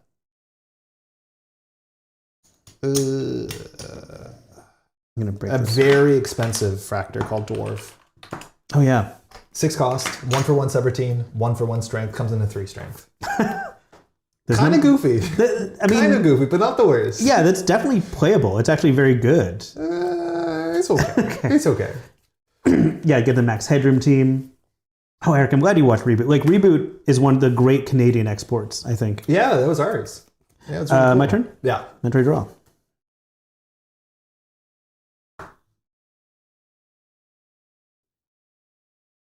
The thing is, I don't want to search for programs. I want to grab, like, preps. Like, my deck wants more Wait, preps. hang on. Oh, no, this searches for programs. You're saying you wish you had something to search for preps. Yes. Like, I don't actually want to hit this button. I want to draw for preps. Quick one, draw. Because my programs are expensive. Where do these cards come from? Assuming they're real? Yeah, they're real. The cards came from a couple places. A lot of the collection came, and it was a really nice collection. There was a local Netrunner player that used to play back in the FFG days who went on to play Flesh and Blood. He's doing a really good job playing competitively. And he's like, hey, because we ran into him playing Flesh and Blood, he's like, you still play Netrunner. Do you want an old Netrunner collection? And I said yes, thinking he was giving an FFG collection. And he gave me this ridiculous collection of really good, like good quality ONR cards. I've also been sent some nice cards from nice folks. I also played actual sealed product with Teo down in the States a couple years ago at one of the cabins, and so got some extra cards. And I bought a couple things off of eBay. At this point, stuff is really, really expensive. I wouldn't pay for it. You can proxy them if you want to. It was draw, install? Draw, install, back to you. What is this? It's stuff. If I draw, are you going to do anything? Nope. This game has weird interrupts. Okay, cruising for Netwatch. Maybe too many cards. So this is going to be gain 2 credits, draw 2 cards. Pretty good. Won't matter. Won't matter. I guess I'll play a Freet. A Freet. So this is... What are you a Freet of? There's like a whole bunch of different daemons. They all can host stuff. If they're icebreakers, their strength goes lower, so you're encouraged to put non-icebreakers on them. Ugh. Ugh. That's gross. Yeah, like, it's not gross like it's overpowered. It's like, yeah, it saves you MU, but also everything's worse on it. Yeah, but if you put non-icebreakers, you're fine. Oh, okay. Like viruses. No, that's true. Like you're meant to put your imps on this. Sorry, not your imps, your clowns. True. Clowns. Yeah. There's still a couple cards I'm looking for. There's a list. If anyone's watching this and has an extra ONR collection, for my cube, I want to have every card in it. I'm missing like 5 or 6 that make sense for a cube. I don't have the list on hand. There was 1, 2, 3. I'm just going to put a poltergeist on this. I think this art is great. It's a Parisha. Oh. So it's 2 recurring credits, but only for nodes. Cool. So I'll just put those there. Neat. That's all you. And recurring credits are as you think they are. This art is great. Metroid draw. Yeah, Seth, these are all ONR from the 90s. So weird. We don't know the cards. I'm going to res Rocker Boy Promotion. Nice. That is your big econ card. Yeah, so I'm just going to use a die to keep track of it. So it has... Acid is a node. This is a node. Yeah, this is a node. It's basically like a more expensive Regolith. So I'll just click it 3 times and gain 9 credits. Queen Navy, thank you. That's very kind. You put a lot of effort into this. Pat, who's the name of the nice person who did all these scans? KJ4860 on Reddit. Nailed it. I spent a lot of time cutting these out and making them look good, but that should be linked if you want to play with these cards. These are the real stuff, but yeah, the scans are from the internet. All right, so that thing is 3 to trash and it has a lot of money. You have a lot of money. I'm scared, but we're all just kind of posturing. This is a really boring Netrunner game so far. Yeah, it's fine by me. I'm enjoying it. Back to you. Okay. Make a run. I'm terrified. Make a run. You have a link card. What are you so scared of? You're right. What am I scared of? What are you scared of? I'll draw first. That is the card I would have grabbed with Short Circuit. That's really funny. Thank you, Queen Navy Blue. I'm going to pay 3 credits and play a bit aggressive. Highlighter. Pat, what card is this? Highlighter. Let me take a look at it. It's 3 cost, virus, 1 MU. After each successful run on R&D, give the corp a highlighter counter. Each highlighter counter after the first allows you to access an additional card from R&D whenever you access cards from R&D. Now, the highlighter counter is a virus counter. This is a medium. This game doesn't have virus counters. It has counters on viruses. When you purge, you clear all counters from or associated to viruses. They're not virus counters. but the virus counter isn't even on this. No. It's give the corp a highlighter counter. It's yours to have. You can put it also, it's not. You want. Oh, because it's not unique, and the corp is the one taking the virus counters. You can have 2 of them and just build up.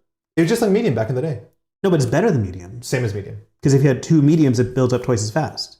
You might be right. Yeah. Anyway, that sucks. Have fun. Send me the list. I will cold love. I appreciate it. I love seeing this card in the context of knowing that Keanu Reeves plays a rocker boy in 2077. I'm going to run R&D. After the run, I'll get a counter. Single axis. Card number 1. Oh my god, I'm glad I found that. This is the most messed up card. I'm so terrified of this thing. This card is very... Yeah, sure. Can I see it? Yeah, this card is very hard to find because it is busted. Blood Cat. It was one of the rarest cards. Quick, trace 5. If successful, give... Jesus Christ. You can do this on turn 1. Yeah. Install, credit, flip, and just give a tag. Yes. Obviously, that's not good. It's not good, yeah. But this is a card that can not care, that can just give you tags. Especially if I have no link. Anyways, I'm going to trash it for 0. I'll get a highlighter counter. Please do. Remember, you can purge whenever you want. At any paid ability window, you'll just lose your next 3 actions whenever they show up. Super duper. Yeah, 1, 2, 3. I'm just going to take $1. I'll pass. Okay. You laughed at the Efreet. Look at it now. I'm going to res 2 copies of satellite monitors. Get out the dice. Get out the dice. At the start of each of your turns, you may roll a die for each run the runner made during his or her last turn. Not even successful. Nope. For each 1, give the runner tag. This is a traceless tag. You built down a tracing card, and that doesn't matter. Say, isn't that your daughter? You're rolling 2. Yeah, we're playing craps. On 1s, it's bad. That's a tag. That's a tag. Cards in hand? 5. Am I cooked? Max copies of a card, technically infinite. For us, we're playing only 3 ofs. But this is not representative of what ONR looked like for that reason. I have 5 in hand. Okay, 1 second. How can I mess this up the best? Okay, I have to... I can't run with these things. These are a problem. Play with the runners tagged. Okay, so first of all, I'll do closed accounts. You lose all your bits. Oh, that's the mean. That feels worse than like flatlining usually because you still have to play the game. Yeah. Yeah, and now I can just give you more tags actually. Then I'll play Scorched Earth. Yeah. For 4 damage. I mean, okay. Oh, sorry. I'll read the flavor text here on closed accounts. Watch out for the blast shelters. First Eurobank builds around its ATMs. They may be great for the rubes. But if some corp has marked your account as illegal, the shelter will seal you in until the cops come. And this kind of looks like Decker from... Yeah, kind of. I love how Scorched Earth has so much text, room for flavor text, and they're just like, well, how about we do the coolest art ever? I like doing, like... No, the art speaks for itself. The names, you keep this. Yeah, okay. I lose Shaka. We've seen Shaka before. Okay. I lose Early Worm. I might not have a way to break barriers anymore. We'll find out. MIT West tier.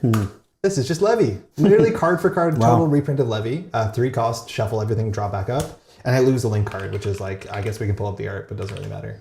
Okay. I have 1 card in hand, you have 1 click. Do I die? You don't die. That's good. Can you trash people's connections with tags? Yeah, pack and trash Elena or Short Circuit. It costs a click and 2, just like normal. Oh, this would cost me...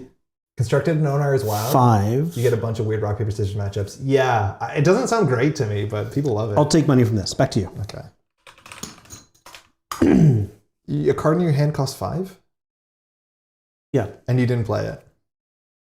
I didn't play it. It didn't seem worth it to play it. Okay, so it's not the 5 cost card that does 6 meat damage. No, I know. I would have played the 5 cost card that does 6 meat damage. I'll draw. I'm in a bad spot. I'll draw. I'll draw. Okay. That's all you. I'm going to roll 0 dice. Yeah, you can. Okay. Yeah. What's the flavor text on this thing? On satellite monitors? Isn't that your daughter? That's her up on the... Jeez. Oh, it's too bad, bud. Oh, man. Cards in hand? All of them. I'll just punitive counter strike for 2 damage. So punitive Counter-Strike in this game just says 0 cost, play if the runner's tag do 2 meat damage. Just a tiny little 2 meat damage. Flavor text? These two. Was that? Flavor text? Violence isn't always the best approach, but it's often the most direct. Anonymous WooTech VP. Yeah, I think this is one of the few cards that has its name reused, but not what it does in the new versions of the game. Broker Mind Use Caddy Jones. This card's really cool because my deck is technically a stealth deck, as much as stealth isn't kind of real. So it says make a run on R&D or HQ. If it's successful, access 2 additional cards as long as you use no noisy icebreakers. So this game had noisy, which was like basically reverse stealth. If you used them, you lost stealth credits, but they were generally pretty good. And then the flavor text is just shh. 3 in hand. Okay, so that was 1.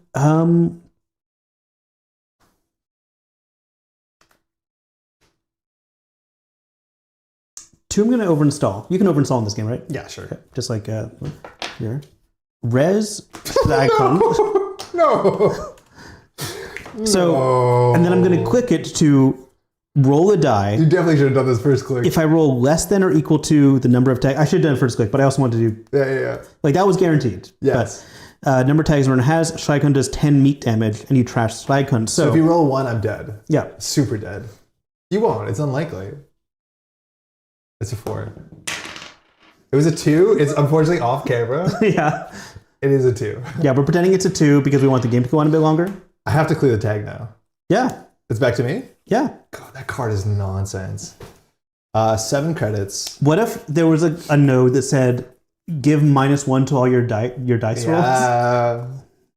I'm going to try running first click. Which opens up the satellite monitors issue, but like, what are we going to do? Oh, wait, I have no money. I have no money. Do you have any money, though? I have no money. Okay. 1, take 2 credits, clear tag. 4 in hand. Okay, Manta Ray draw. This is misery. Jesus Christ. I mean, this card basically It's so much easier in this weird format to understand how to build a good corp deck, like a functional corp deck. The runner decks never feel functional. And maybe they only do once you play like 19 sheer gambles or whatever it takes. Quick 1 to draw. I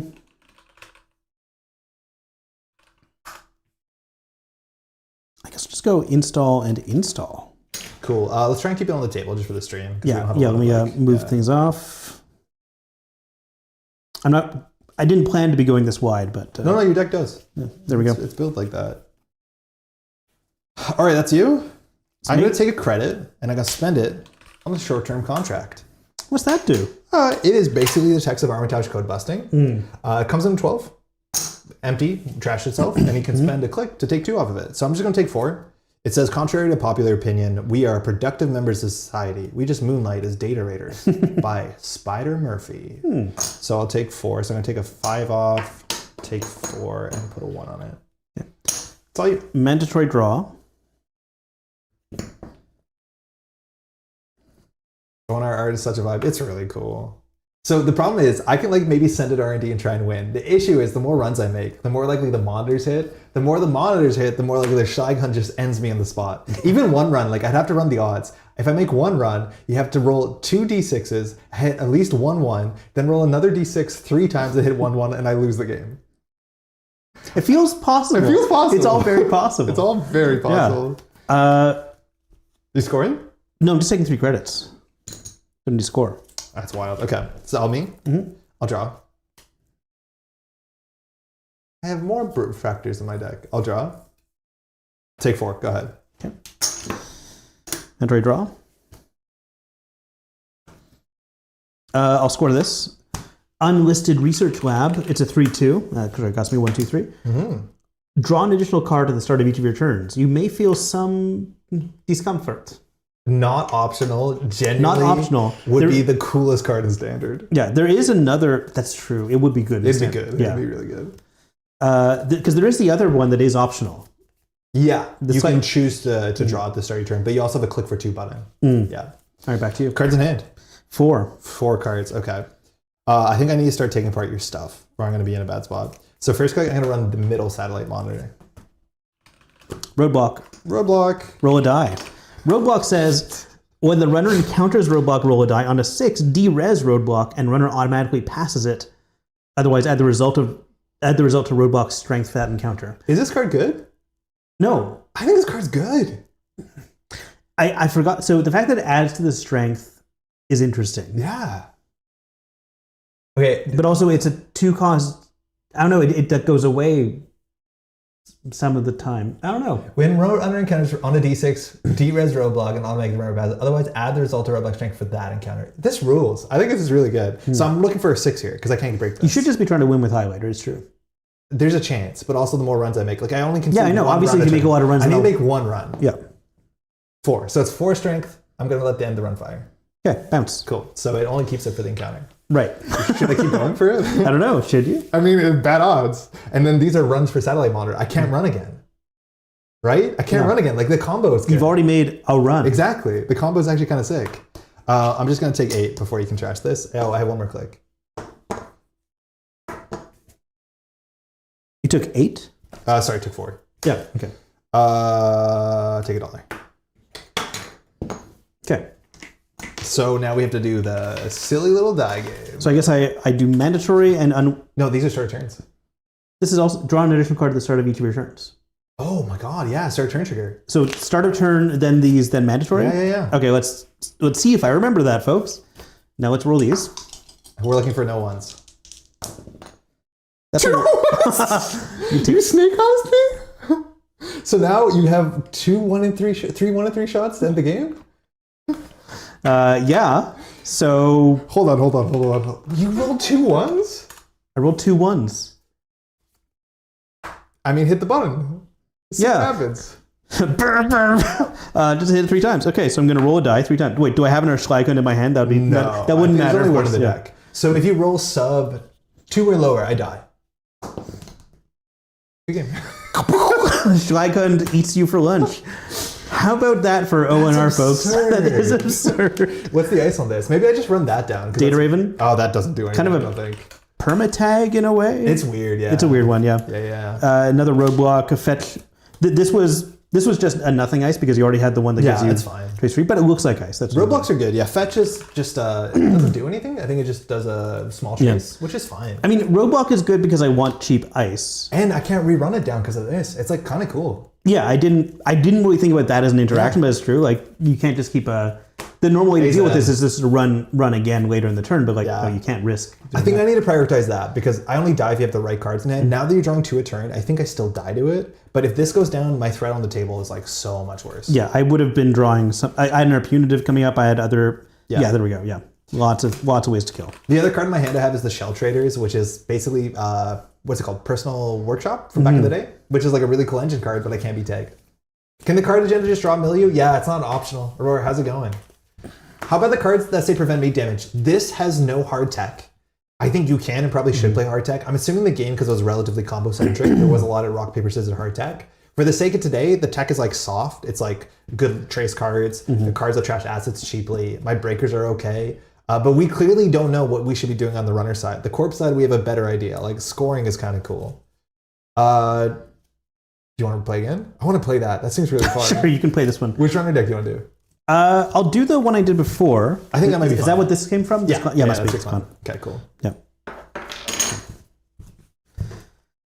But no, I'm going to be terrified. I know, it's scary. You had a really good start. I got really lucky with those dice too. Yes, that was double ones is a huge roll. Yeah, double ones into natural one. Did you roll 3 1s on that turn, or was it 1 1? I think it was all. I think the Schleikund was a 1 as well. That's absurd. Yep.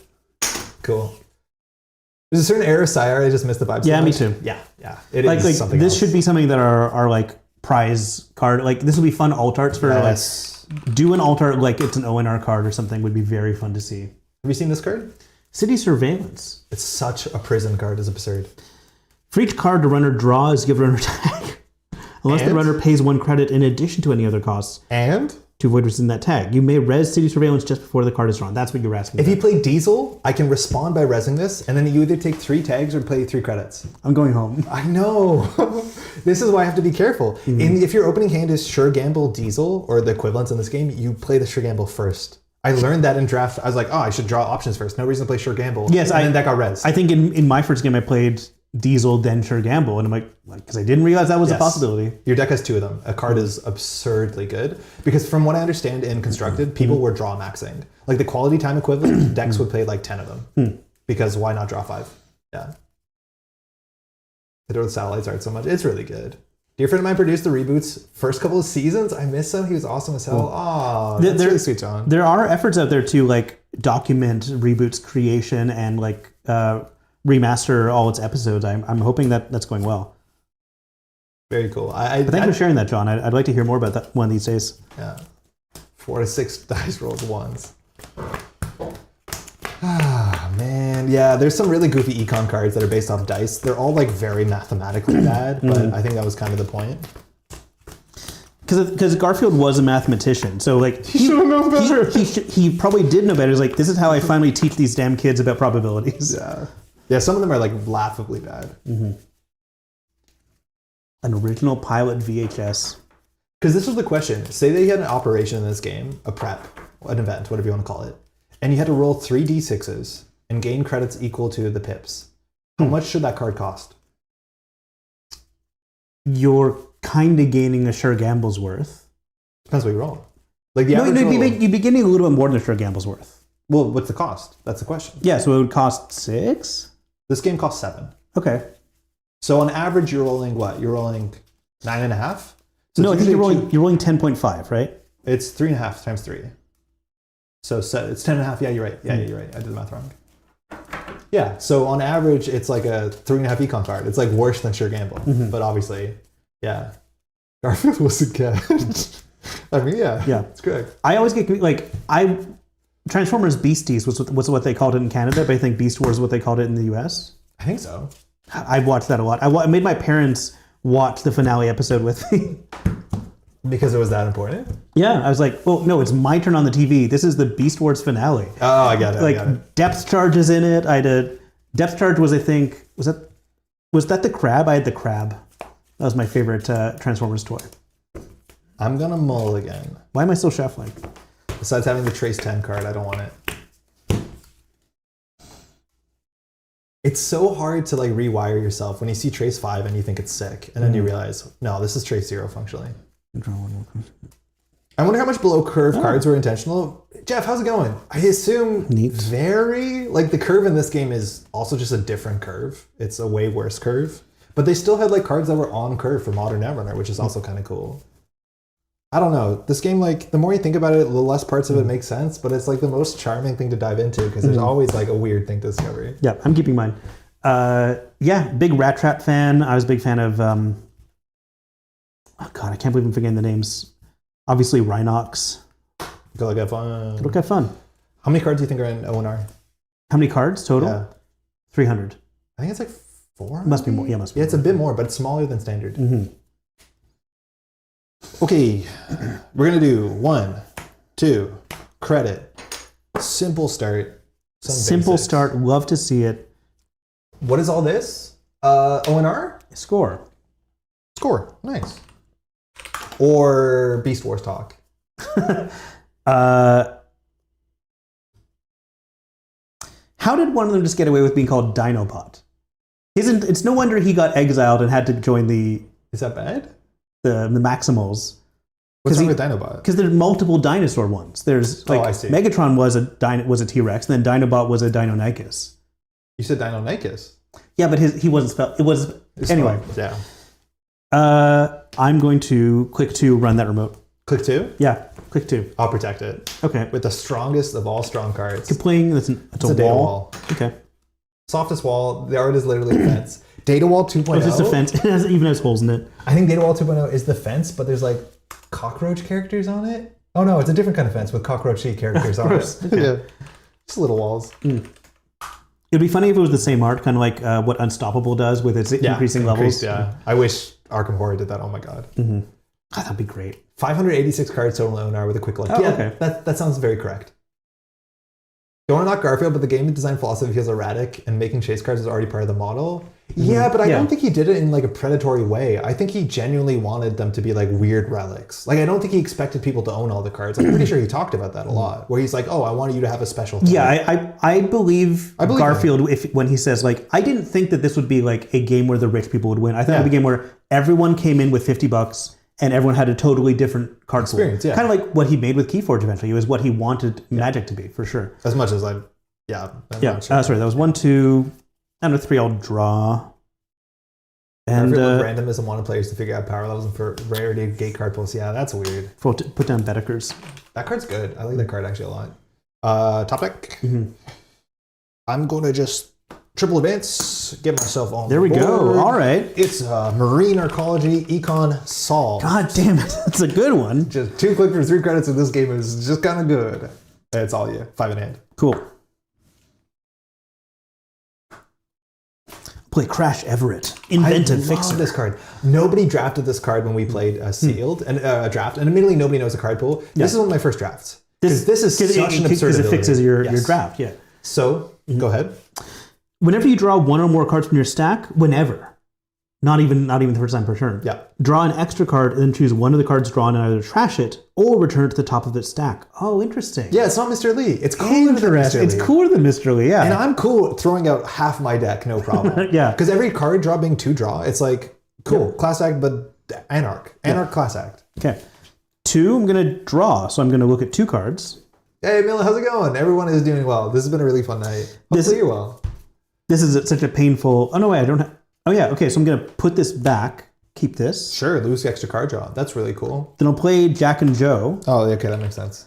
There's one, which is Diesel. There's too much blood in my caffeine system, which makes me draw 4. Does this work or no? Yeah, it's every time. That card's good. Right? Whenever you draw 1 or more cards from your stack, draw an extra. Literally class act with every draw. No. Yeah, very cool.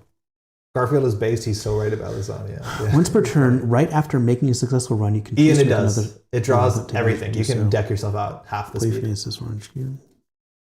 I'll trash bodyweight data crash. Oh, why? You don't like your console? No. Well, I mean, it's Doppelganger. It's Doppelganger. This is the most... Out of all the consoles in the game, this is the one console you could show to someone and be like, yeah, that's a console. Everything else is like 9 cost, gives you 1 recurring credit. It's fine, but it's fine. I'm gonna... Yeah, by the way, consoles are called decks, which if we could go back and change that, that would actually be pretty sick. Lastly, I'll play Score again. Nice. For money. Back to you. Draw. Very cool. Very cool. Very cool. Very cool. Very cool. Very cool. Very cool. Install. Take 3. Damn. I mean, that's efficient. Yeah, do it if you can. Future. Do it. Let's see. Caught up on all my grading last night. Now I have a nasty headache. Sorry. Finally have time to hang out here for once and play some video games. Hey, enjoy. What are you playing? I'm a goodly way through God of War Ragnarok. Very cool. I'm a godly way through Good of War. Good of War. Yeah, I'm good. How about quick one draw? Stop. No. Yes, you draw 2 cards. It works. It begins. For each card the runner draws, and this draws a second card, you either now have to immediately pay a credit per card or take a tag per card. This is not optional. Okay, hang on. Yeah, hang on. We're gonna read all the words. Okay, can I look at my cards? For each card the runner draws, give the runner a tag. Yeah, I'm gonna say yeah. Give the runner a tag. This card is messed up. Unless the runner pays 1 in addition to any other cost to avoid receiving that tag. May have res cities or valences before the card is drawn. I'm going to pay 2. Yeah, that makes sense. This one goes back. Okay. And this is not optional. It's the funniest thing now. Click 2, inside job that server. And goddamn, yeah, I did. And absolutely demolished that card. It's fine. You paid 2 to trash? Yeah. Yeah, inside job the same. Good things stay the same. Very cool, very cool. That was 1, 2, 3, 4 is money. Back to you. Oh, get her here. So you ran. You ran, huh? I did rin. You did run. I did rin. Ran he did. Okay. That's really cool for me. I got to get back into Dave the Diver. 1.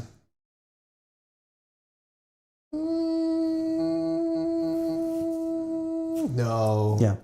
Yeah, John, like, Game 3. Yeah, his dream is definitely like, I want people to like have their own collections and trade and feel like, oh man, it's exciting. I met a guy across town who has this one card and that's cool, rather than, oh, that guy must be rich because he has 4x of the good card. I think he believes that net decking ruined Magic or every card game, and like part of me wants to be naive to agree. Like that's why I love like picking up a game of Sorcery where I know nothing about the meta. I'm looking at no decks and trying to learn the game. Like the trying to learn the game thing gets solved. I don't know. Yeah. Some parts of that I like make sense, some don't. Someone who works looking after primary school kids, the premise of trading card games being things you trade has caused so many terror. Oh yeah, absolutely. Yeah, they get banned from schools, and they should be. Inside job art. Yeah, it's really good. Quick one. Sure. I'm gonna draw. I know. No, you good. You're fine. This game has archive memories, by the way. That's the only recursion I've seen. Okay, put this back. Yeah. You don't want to trash them? You can trash them. No, I'm drawing good. I'm consistently drawing good cards at now. half speed. Yeah. Cool. Well, no, at normal speed. It's not normal when you have this button.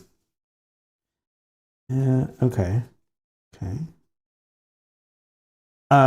Install R&D interface. I mean, that's scary. I mean, card's been around for a little bit. Yeah. Whenever you access cards from R&D, access an additional card from R&D. I've got a friend in Oaxaca.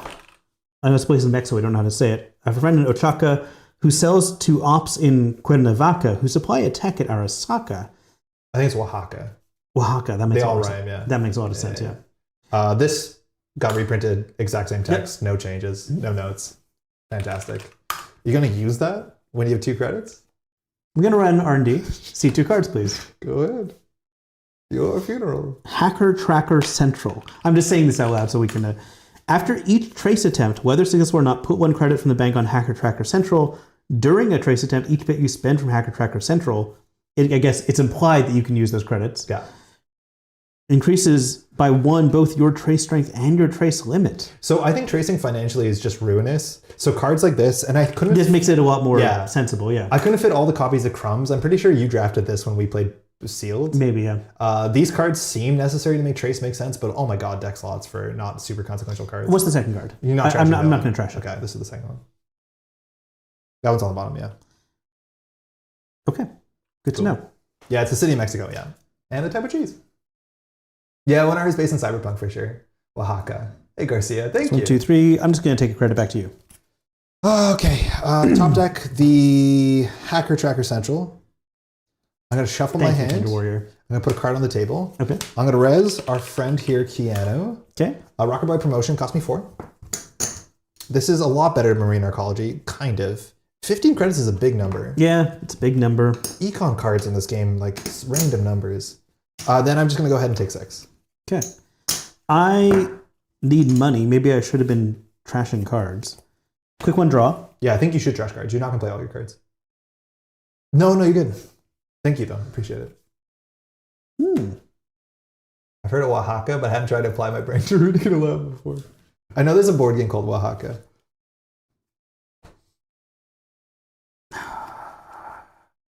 The corp is genuinely scary, which I think is kind of cool. Yeah, that makes sense. Pat burned his micro outlet.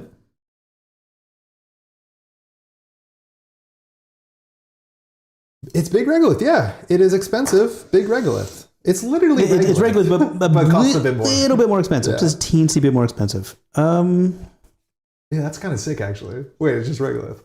And I just don't have... Oh, you know what? Should have been doing this the whole time. Take a credit. Yeah?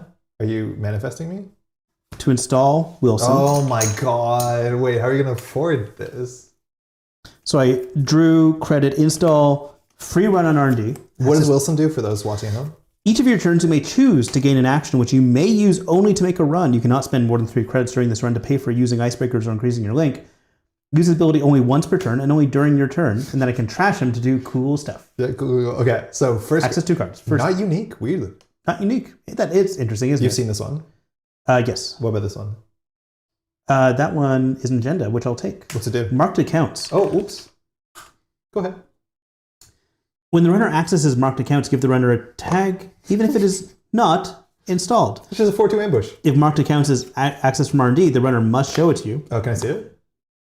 Yeah, good.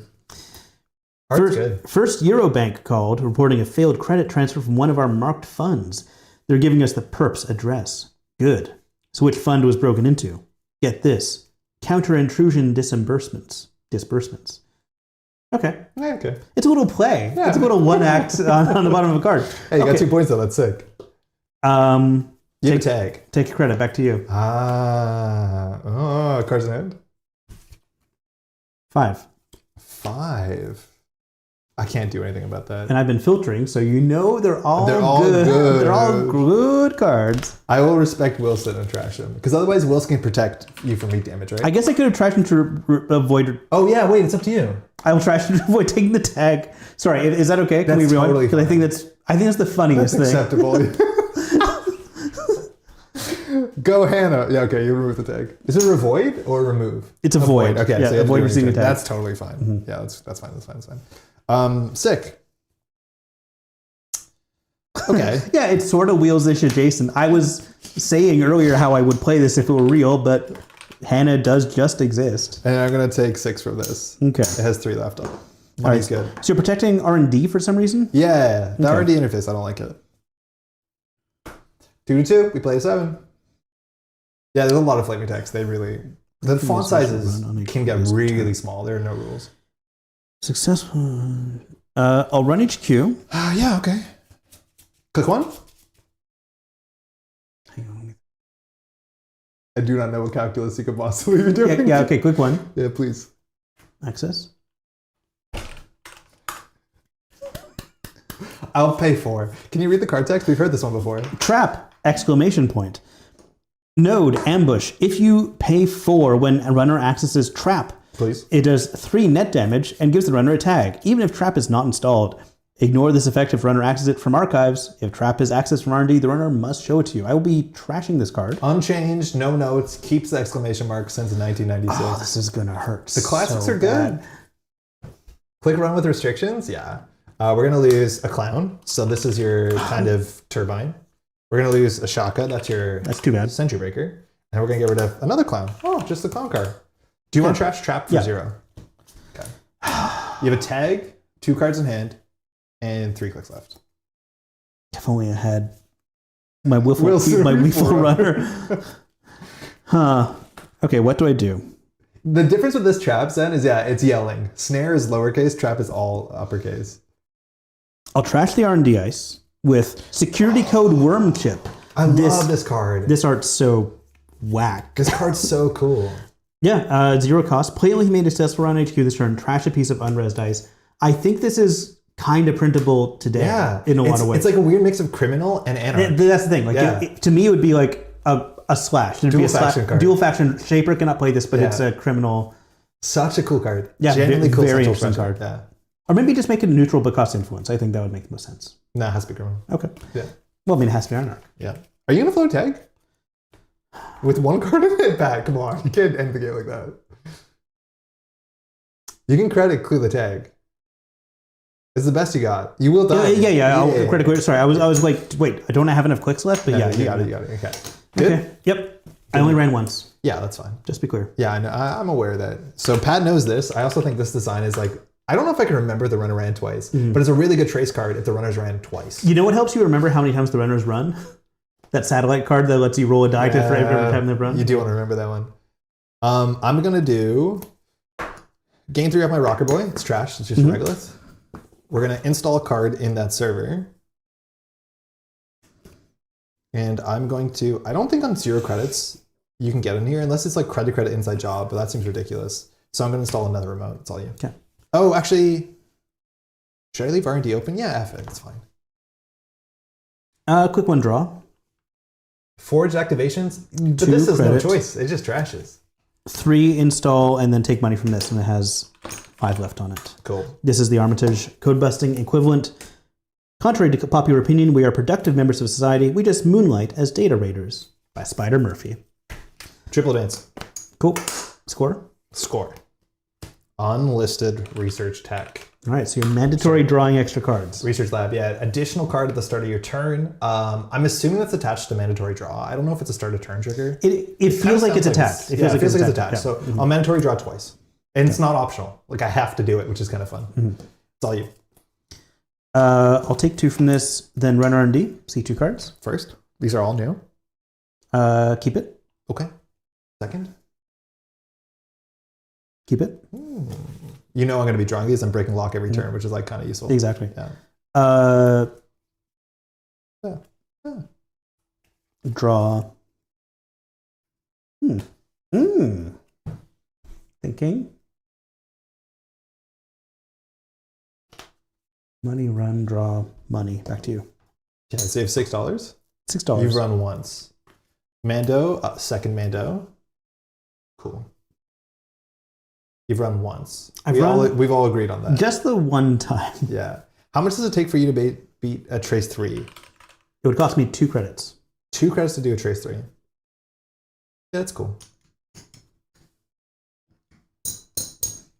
Okay, I'm going to do draw. He has to draw 2 because of the unlisted research lab. Yeah, 2 unlisted. So draw 1, 2, and then third, I'm going to install, and I have to install this face up. It's kind of in the Pondsmith Cyberpunk universe. It seems to be closely like Arasaka Scream Sheets, like things like that come up. I think it is. I think it is in Cyberpunk. Yeah. I'm going to install this. It's a region, and regions you have to install or res face up, basically. Oh, yeah. God damn it. So this card you can run this turn.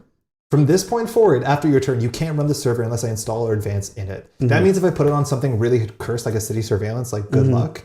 This turn means you have a goal, but like if I install something in it, it doesn't really matter. Like functionally, this is not a great turn, right? Because who cares? If I put something in it, then you run it. But, sorry, let me just double check. So yeah, next turn if I put an agenda in it, you're allowed to run it.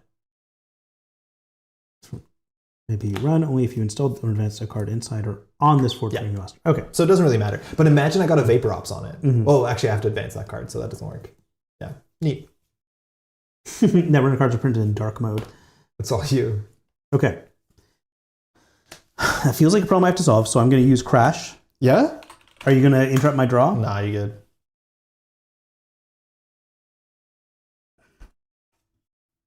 Put this down. Coward. Then draw it. That's insane that card is not... Okay. 3. Install Corrosion. Nice. 4. Run through Data Wall. It's free. Yeah. 0 strength. You break for 0. And then I'll trash the submarine. For free. Back to you. My server sucks. Good? Yep. Mandatory. Second mandatory. How many credits do you have? A Gentleman's 3. Chance observation. Okay. So play only if the runner attempted to run. So it's a trace. We have to spend credits at the same time. What is the most you can make your trace? 4. How much do you want to spend? In theory, I don't have to spend all this. Actually, I'm going to do a die and I'll just show the side I'm going to spend on. I think that makes more sense. It's easier to do. I'll do the same then. Yeah. Because then we spend it. So the way that traces work, we have to bid at the same time. It says trace 5, that's the limit, because we both start at 0. Yep. The only way that Pat can increase his trace is using his only link card. In theory, he could have multiple and he could choose which one makes sense. He has to do the base link and then he can pay, it seems like it's 1 for 1. So he is limited with 3 credits. But so I win ties. My die is going to show, unless it's 0, in which case I won't put down a die, how many credits I'm going to spend. Correct. Okay. Yeah, I win ties. And you win ties. You can just do this. It'll be easier. Like you put it behind your hand and then lift it. So if you lift it with no die, it's a 0. Seem uncomfortable. I'm very uncomfortable. Okay. Okay, I spent 3, you spent 4. I spent 4. Okay. Score thirds? Wait, so you spent 4? Yeah. That means, but you win ties. So yeah. Okay, I win score thirds, I lose. Back to you. Oh, you only had that many cards? Yeah, you only had that many cards. I had scores, punitive scores. Punitive. Yeah, of course. I saw you draw the punitive. Yeah, that makes sense. I think you went hard on the submarine. It doesn't actually do anything. Did I pay 3 to res this? I don't even think I paid 3 to res this. Not sure if you did. I don't think I did. I think I res it for free. Well, you still could have afforded Scorched Earth, and that's I still would be fine. Yeah, I can do it. Good game. Good game. It's scary. It's scary out there. It's very scary. Yeah. But I had 2 of these guys coming up. Yeah. That would have been a solution. And I was also just going to play a second R&D interface and see if I can get into R&D over and over again. This is the one that you have to keep running down, which I wanted because of the card that says if you run twice, trace 5 for a tag. So you can run this down and then 1 in 6 times it de-reses itself. Yeah. And cards, 2 points in a tag. Mid-seasons. Yeah, mid-season basically. It's going to take snare. It's going to take a bit. It's going to take a little while. Even if it's actually 3 every time. Is only slightly lower than standard Netrunner. It's 1050. You want to do one more? Let's do one more. I'll play Corp this time. Cool. Which Corp do you want to do? You want to do the FA one or? Do you have a preference on which one you want to face? I'd rather try the other one. Yeah. Okay, then I'll play that one. Cool. See how that goes. It's good. It seems good. It's very straightforward. Nothing you have to know. Maybe we should take the asps out because they seem like ass. They seem bad. Okay, let me find them.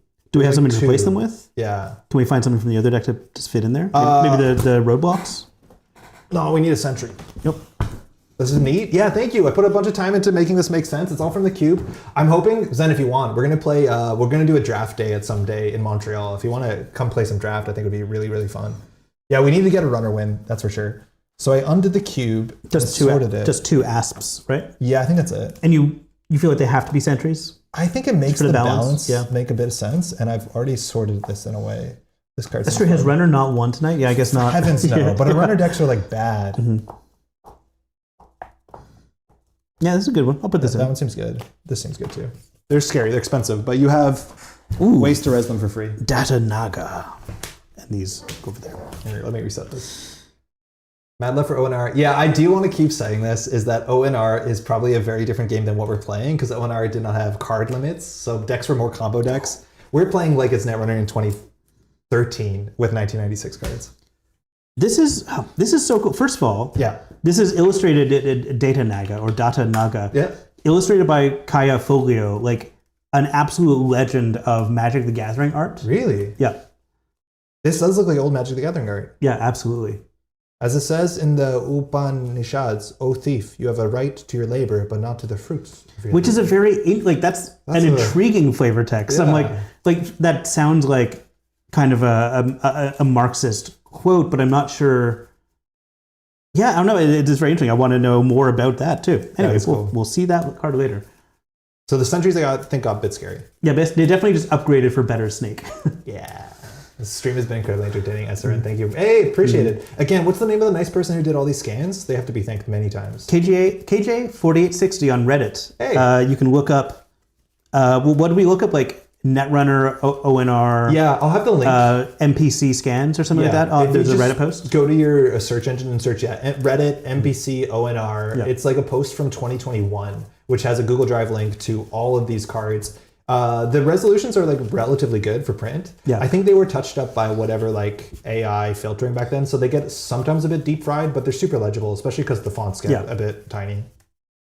Blind bid up to trace number. Yeah, that is how it works. Like whatever the trace number is, like that is what the maximum of what you can bid to is.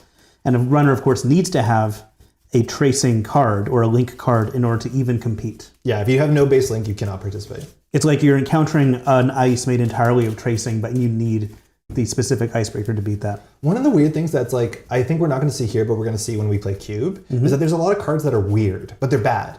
Like a 7-strength program that you can choose the type. Or an AI breaker that you roll a die, it breaks that many subroutines, but when you roll a 6, it destroys itself.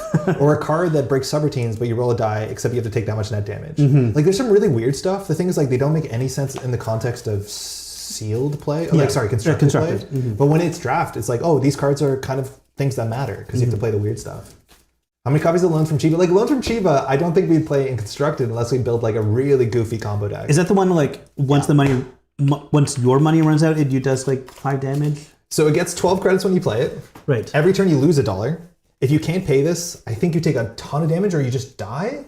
And you lose the game if you can't pay your loan. And you can pay your loan off for 10 whenever you want. So technically it's a click for 2 credits at a minimum. However, this was not unique. So there was a lot of gameplay loops where someone played a loan for Chiba. Game 36. Yes. I'm good for the rest of the game. And tried to win the game before the loan catches up, which is like very cool. Well, that's actually, that narrative design right there, baby. Genuinely cool. Now you're narrative designing. Yeah.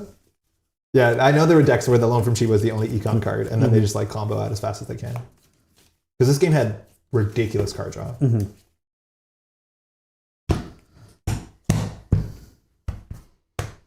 Okay. 1, 2, 3. I'm going to use the Zetatech mem chip as my HQ. It's a good choice. Okay. I mean, I like this. I think. Yeah, I'll try this. This is sensible. Terrible. Loans from Chiba is super busted. You can use the loans to pay for the other loans. Yes. Yeah. We had this like absurd game where we played sealed with Arasaka Owns You. It was like this 2-hour long game where like Cold Lava tried to be flatlined and then Arasaka fired. And then he was in this bunny hole with a loan from Chiba to pay back. It was like the biggest salad of a board state. It was so funny. Here's some credits. Okay. Okay. Good luck. Have fun. Thank you. Are you mulliganing? I'm not. Me neither. Good. That's good. I'll trade draw.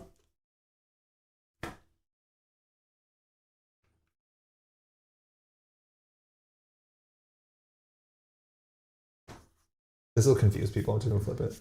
Sure. This confuse people if I flip it up, so I just can't do that yet. Yeah. Let's see. I'm going to do accounts receivable for 4 credits. It is, of course, a hedge fund.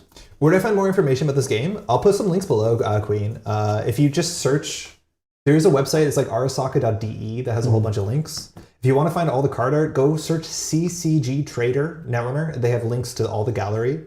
Those are the best resources I know. And how about I install you over here? Ooh, we pushing. Actually, here, and this over here, back to you. If I run, do I get data nugget? Do I get data darted? There's no way to know what you get. You get that there's no, I don't know. Click run. Damn you. What is it? It's a marionette. Ooh, all of the rototurrets in the world. Yeah, it's a rotor. Cost 3 is 0 strength.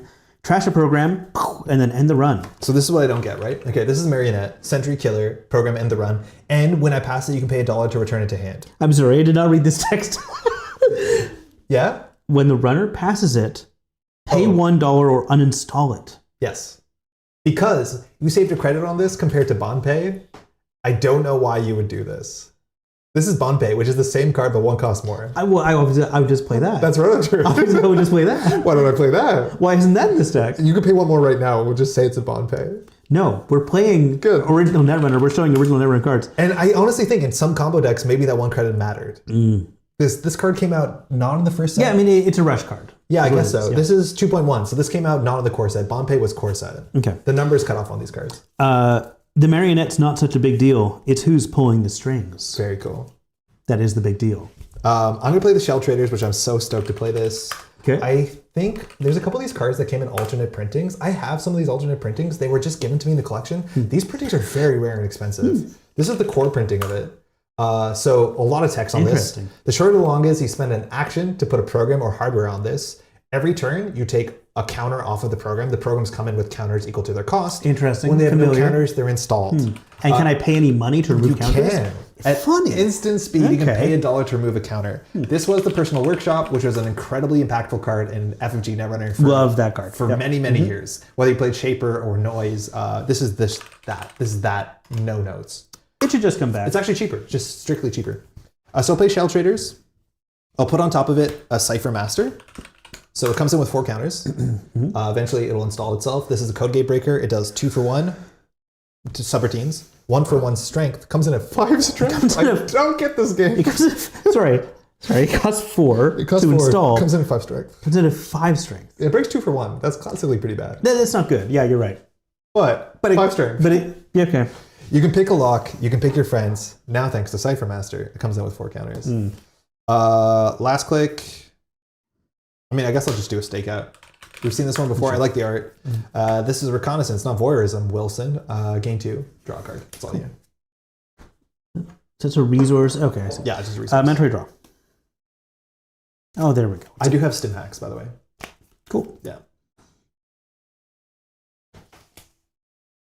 Card and strength values for 100% pulled out of hat. Strictly random. So absurd.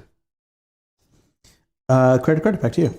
Okay, Cipher Master gets a counter off. I'm going to start with a double. Doubles appeared in the second set. Panzer Run is a double prep. Gain 4 credits, cost 1, so I'll gain 3 and draw 2 cards. Would you play this in Standard? It feels totally playable in Standard. I'm not sure if I would play. Like, it feels just under what I would want from a double. It's not the worst. It's not the worst, but like, yeah, it's like, It's okay. So I just drive a truck from point A to point B? How hard can that be? Apparently very easy because it's strictly an econ event. Okay. I'm going to pay 1 for the short circuit. So this is a BBS. I can spend a click and a credit to search for a program, add it to my hand to reveal it. God damn. Kind of frightening. Yeah, and then you just put it on the personal workshop. Exactly. All right. But I don't have enough clicks to do it. So How tragic. I'm just going to play... I guess I'm going to order all this. I'll do this in the other order. The cost of this card I'm looking at makes so little sense. Cruising for no watch. Gain $1. Draw 2 cards. It's the opposite. And then I guess I shouldn't have shown you I have a short circuit, so I'll just play score. It's all you. Cool.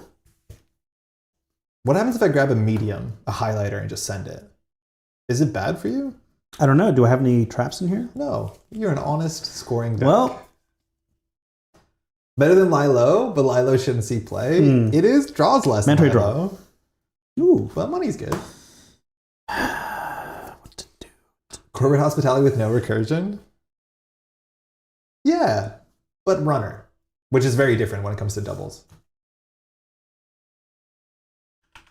I'm going to go install credit back to you. Did I scare you?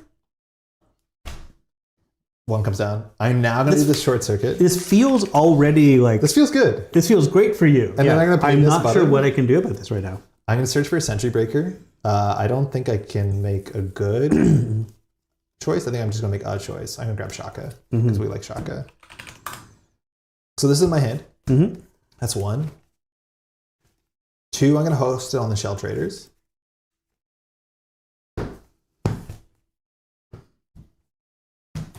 So it comes in with 4 counters. Wait a second. No. 2, I'm going to play a second Shell Traders. I'll host it on this Shell Traders. I see. There we go. Well, you are making twice as much reduction. It's another credit per turn card. And then I think I just thin my deck with Short Circuit. I think that's better than draw. Just search for a second copy of Shaka and discard it? No, I think I find a barrier. No, I don't have clicks. I'll just draw. It's all you. Mandatory draw. Remember the one for the search? Yeah, good catch. I didn't pick the one. Yeah, Short Circuit costs to fire.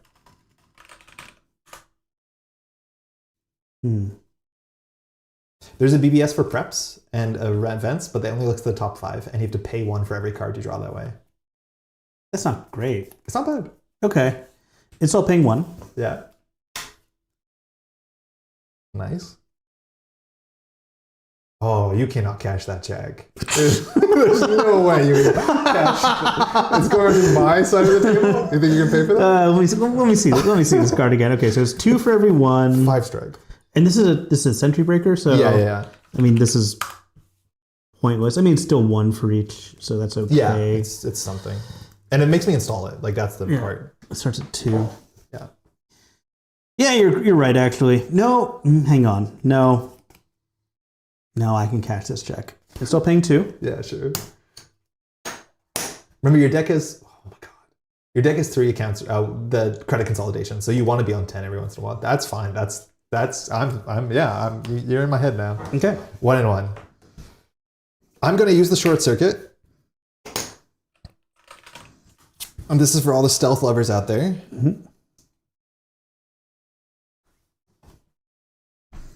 Very, very quiet. Okay. Can you read this one? I'd love to. Very, very quiet says it's a 4-cost program stealth 1MU. Put 2 credits in the bank on Very, very quiet when installed. Use these bits only to pay for using icebreakers during runs, but not for using noisy icebreakers.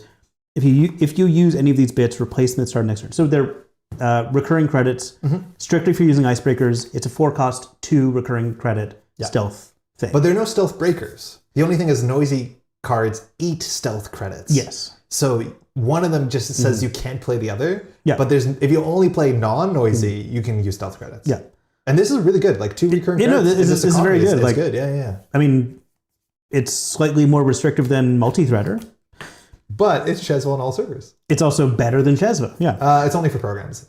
That's true. Yeah. You know what I like? Sneaking all the way in and then barking all the way out. Attributed to dog. Refresh VGA before going to bed to see if Andre had taken his move in our Nova game, realized what I was listening to. My opening in the game was cracked, and we're still very much tied. I should sign up again for VGA Premium, and you don't have to. I can just invite you to games. Yeah, okay. And what might be in games? Panzer we're gonna do a double. But then again, you should play more Summoner Wars. I think you'll like it once you get used to it. I'm really bad at it. I like Summoner Wars very much. Anyone want to talk about Summoner Wars? Draw 2, and I can put my very, very quiet on the shell traders. Oh yeah, it's a program. It's all you. Metroid Draw. The fuck is this? Sorry, it's a family show. Just the amount of tiny text. What is going on here? The tiny text. Okay.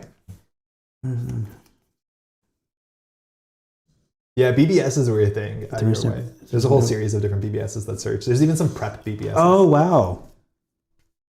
It's a classic. Oh, cool. It's a card I really... It's kind of like... I'll have to look it up later, but... okay.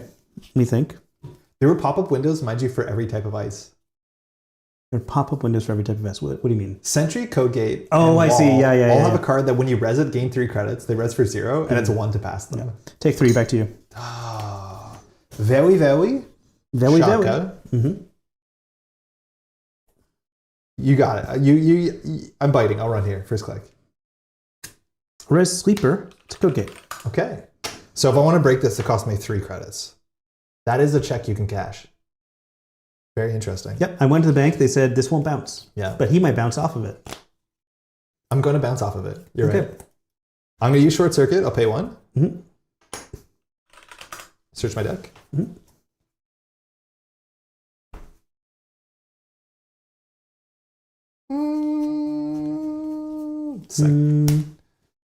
We've seen this one.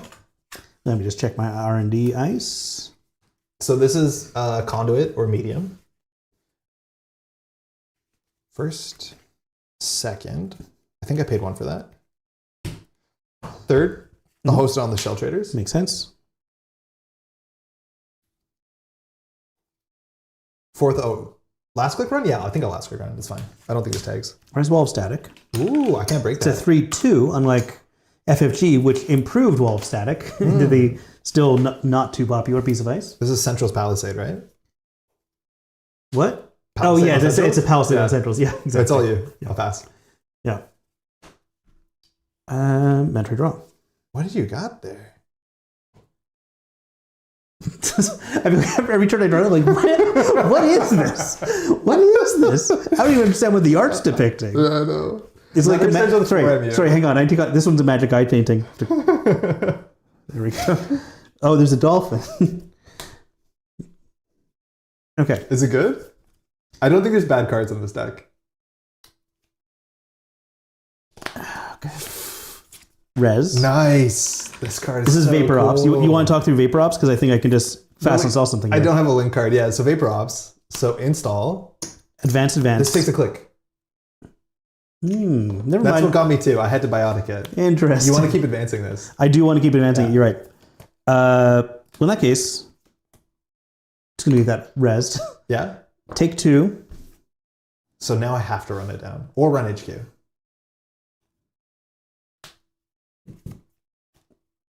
And put 1 on this. Back to you. Okay.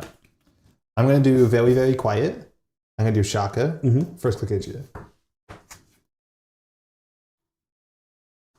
Vapor Ops is just the coolest card.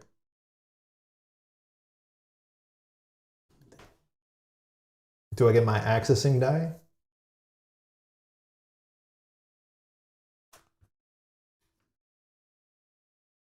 Imagine I top decked what's it called? A stim hack. Got all this stuff for free. Res Firewall. Oh, someone's desperate.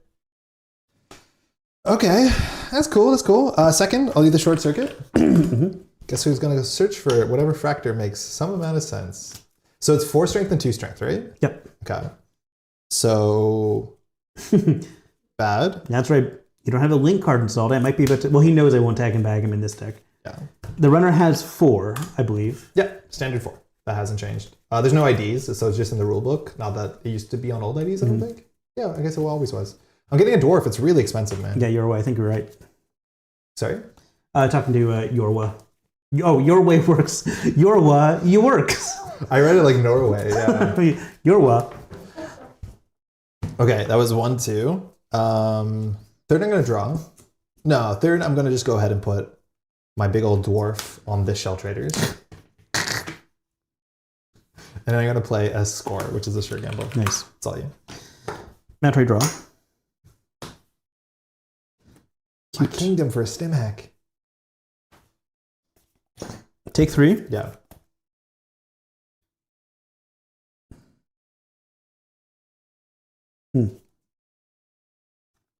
Back to you. Okay.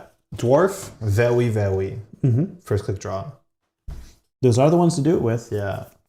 Second, I'll run HQ. Okay. So I'm going to pay 5 to put a dwarf into play. Okay.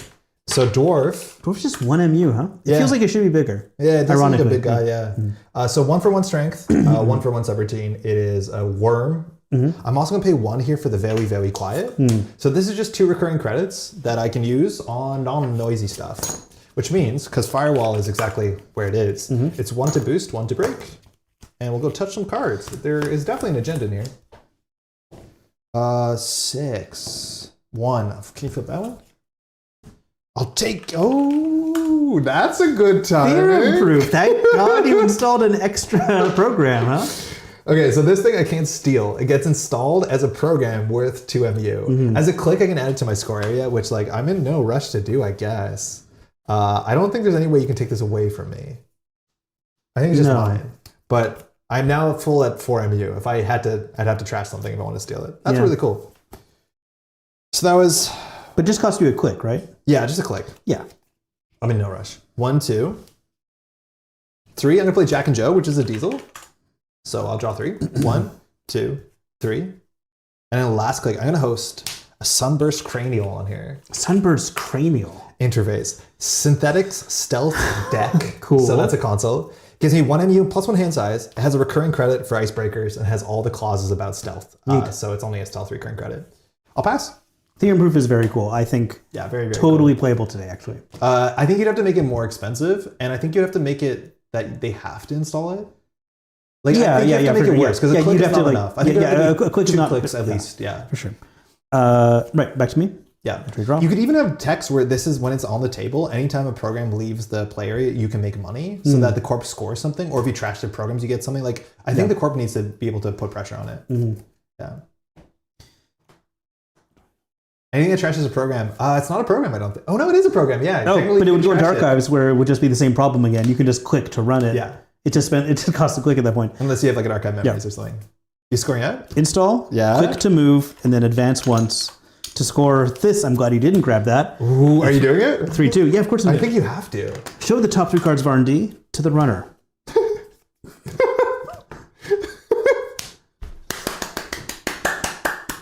This game sucks.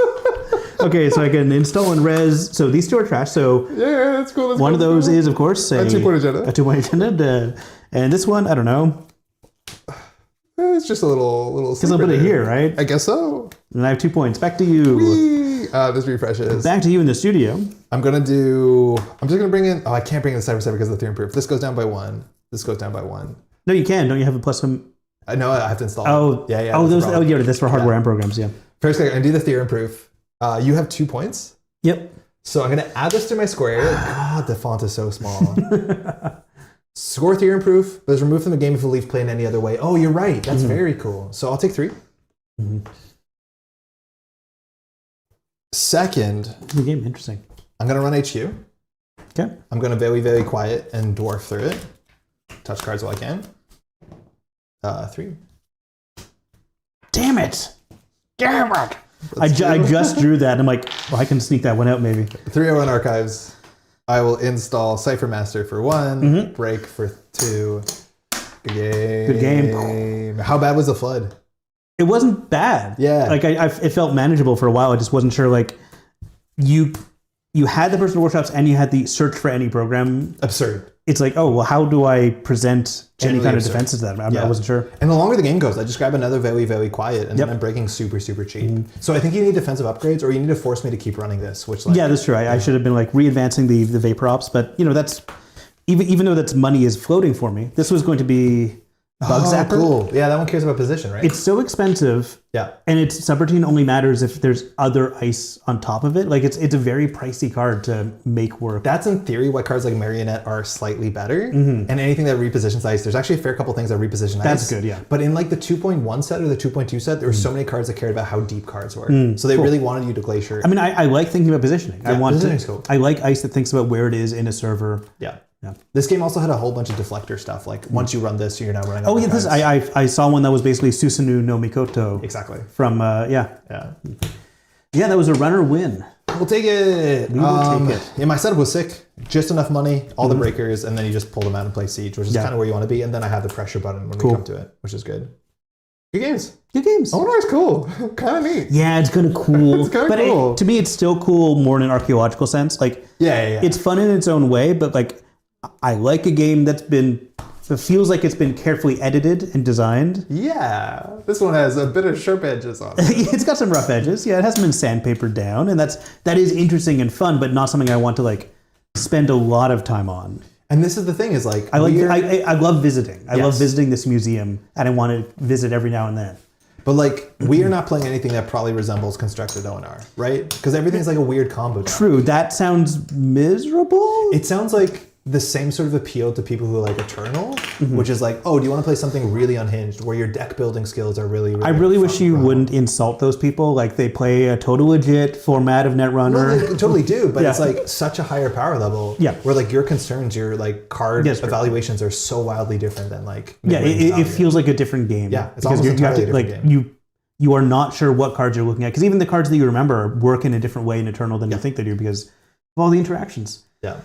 Yeah, even Eternal makes you play a playset of a card. Yeah, that's true. Actually, that's what I meant. Like, you can't play 10 copies of Sure Gamble or Scorched Earth. Yeah, the deck is like only Econ, Scorched Earth, and mid-seasons replacements. Like, you can do that. You're allowed to, which is pretty wild. Yep. Oh, Pat, thanks so much for hanging out. Well, thanks for having me. I had a good time. Yeah, I'm glad you joined. Again, shout out to the Reddit person. KJ4860. KJ4860 on Reddit. They made these great, just images of all the cards that you can print yourself and make your own cube or whatever. It's pretty cool. Maybe I'll do that one of these days. Yeah. I do still have a work printer I can use whenever I go in the office. I mean, that's free printing. That's basically free printing. Yeah. You can find the files again. I scanned all of the, well, not scanned them. I grabbed all of these, cut them out, renamed them, did a whole bunch for the stream. Really excited for the stream. I'm hoping sometime in Montreal, I'll post, we're probably going to do like a draft because I have a whole draft cube, which is really quite fun. That'll be fun. Those are really quite nice. The idea of ONR, so far my favorite personal use is a modular for cube. I have like 50 to 60 ONR cards and sometimes I'll swap out a regular card. It's kind of cool, like a bunch of the trace ice make sense if you just play with, like they seem more reasonable when you play ANR trace rules. Yes, yeah, for sure. Like trace 2 to prevent this from being derez. That's kind of like I think I saw that card. Yeah, exactly. Like the trace rules, like 4 strength sentry with trace 3 is like fine, totally fine. Have a good night, Tender. Yeah, thank you for dropping thanks everybody. I haven't streamed with you in like 2 months. It's good to get back into it. Yeah, I feel like it's been a bit. Yeah. I think the streaming studio, I guess we're gonna pull back. I've put some time and we put some more lights in. Obviously this behind me is not great. This here is not the best, but like I'm trying to make this look nicer so it's easier to pick up and like just do this. And I think it actually looks a lot better than it used to. On that note, we gotta thank a whole bunch of people. Because like this stuff takes time, it takes money, and would not happen without the support from all these names here and more. I want to make sure our audio is on because sometimes it's not. Hold on, because we can't see the image. Can anyone see that I'm? Yeah, we're good. Okay, cool. Thanks so much to all these names here and more that support the Metropole Grid on Patreon. You can find a link below. These are, mind you, only the daily cast. The Sure Gamble patrons. We have a whole bunch of daily cast patrons. All the support is incredibly appreciated. Cool. If you also want to take a second just to leave a like on the stream, that helps a heck of a lot too. As a nice way to support that is it costs you nothing, which is good. It just really helps on the algorithm. If you want to know more about ONR, I'll put some helpful links below. If you have some extra ONR cards, I'm looking for like 5 of them to fix the draft cube. I'll put a list below if you know where to find them. In fact, that is the preferred way to support the Métropole Grid at this point. You do have a full-time job. You don't need the Patreon cash anymore. Just give them ONR cards. The cards are hard to find. Yeah. I want to shout out, it's coming up here. We recently just got a new patron. You might know the name, The Tag Mill. Oh, The Tag Mill. That's awesome. I know The Tag Mill. I think really cool. I own a couple stickers and or t-shirts from The Tag Mill. Yeah, thanks so much, The Tag Mill. That's sick. I think that's mostly it. This weekend is the CBI, so if you go back to the world of... Circuit Breaker Invitational. Yeah, if you go back to the world of classic Netrunner, I guess modern Netrunner, that's going to be this whole weekend. It kind of starts for us Friday night. Some people are playing it locally. Good luck to everyone. I'm streaming Saturday, which is the Americas time zone, and I believe also on Saturday at a time zone that doesn't make sense for us is Europe. For all those folks who are playing, good luck and have fun. It's going to be a massive event. I'm looking forward to seeing what deck lists emerge from that for Yes. sure. Like the twilight of the elevation meta. I'm excited for that. It's really weird because the meta is it's an interesting spot. The top 5 from each zone, I believe, are going to go on with our last circuit breaker from last year to play the top 16, which I think is in 2 weekends. So stay tuned for that. This will all be streamed on Null Signal Games YouTube channel, not here. So hopefully you subscribe. And of course, just a reminder, we had a GNK on Tuesday, and I'm the second best Netrunner player in Montreal. Confirmed, canonical. I want to be very clear, it was not standings oriented. I played... and yet they counted points. I played Nova and I had a good time. I genuinely had a good time. Yeah. I mean, I played Bangoon and I came in second. I think that's worth something. Thanks so much for hanging out. We'll see you in the next one. Bye, everybody. Good night. I forget where I put the stream thing. Oh, it's here. Where is it? How do we end the stream?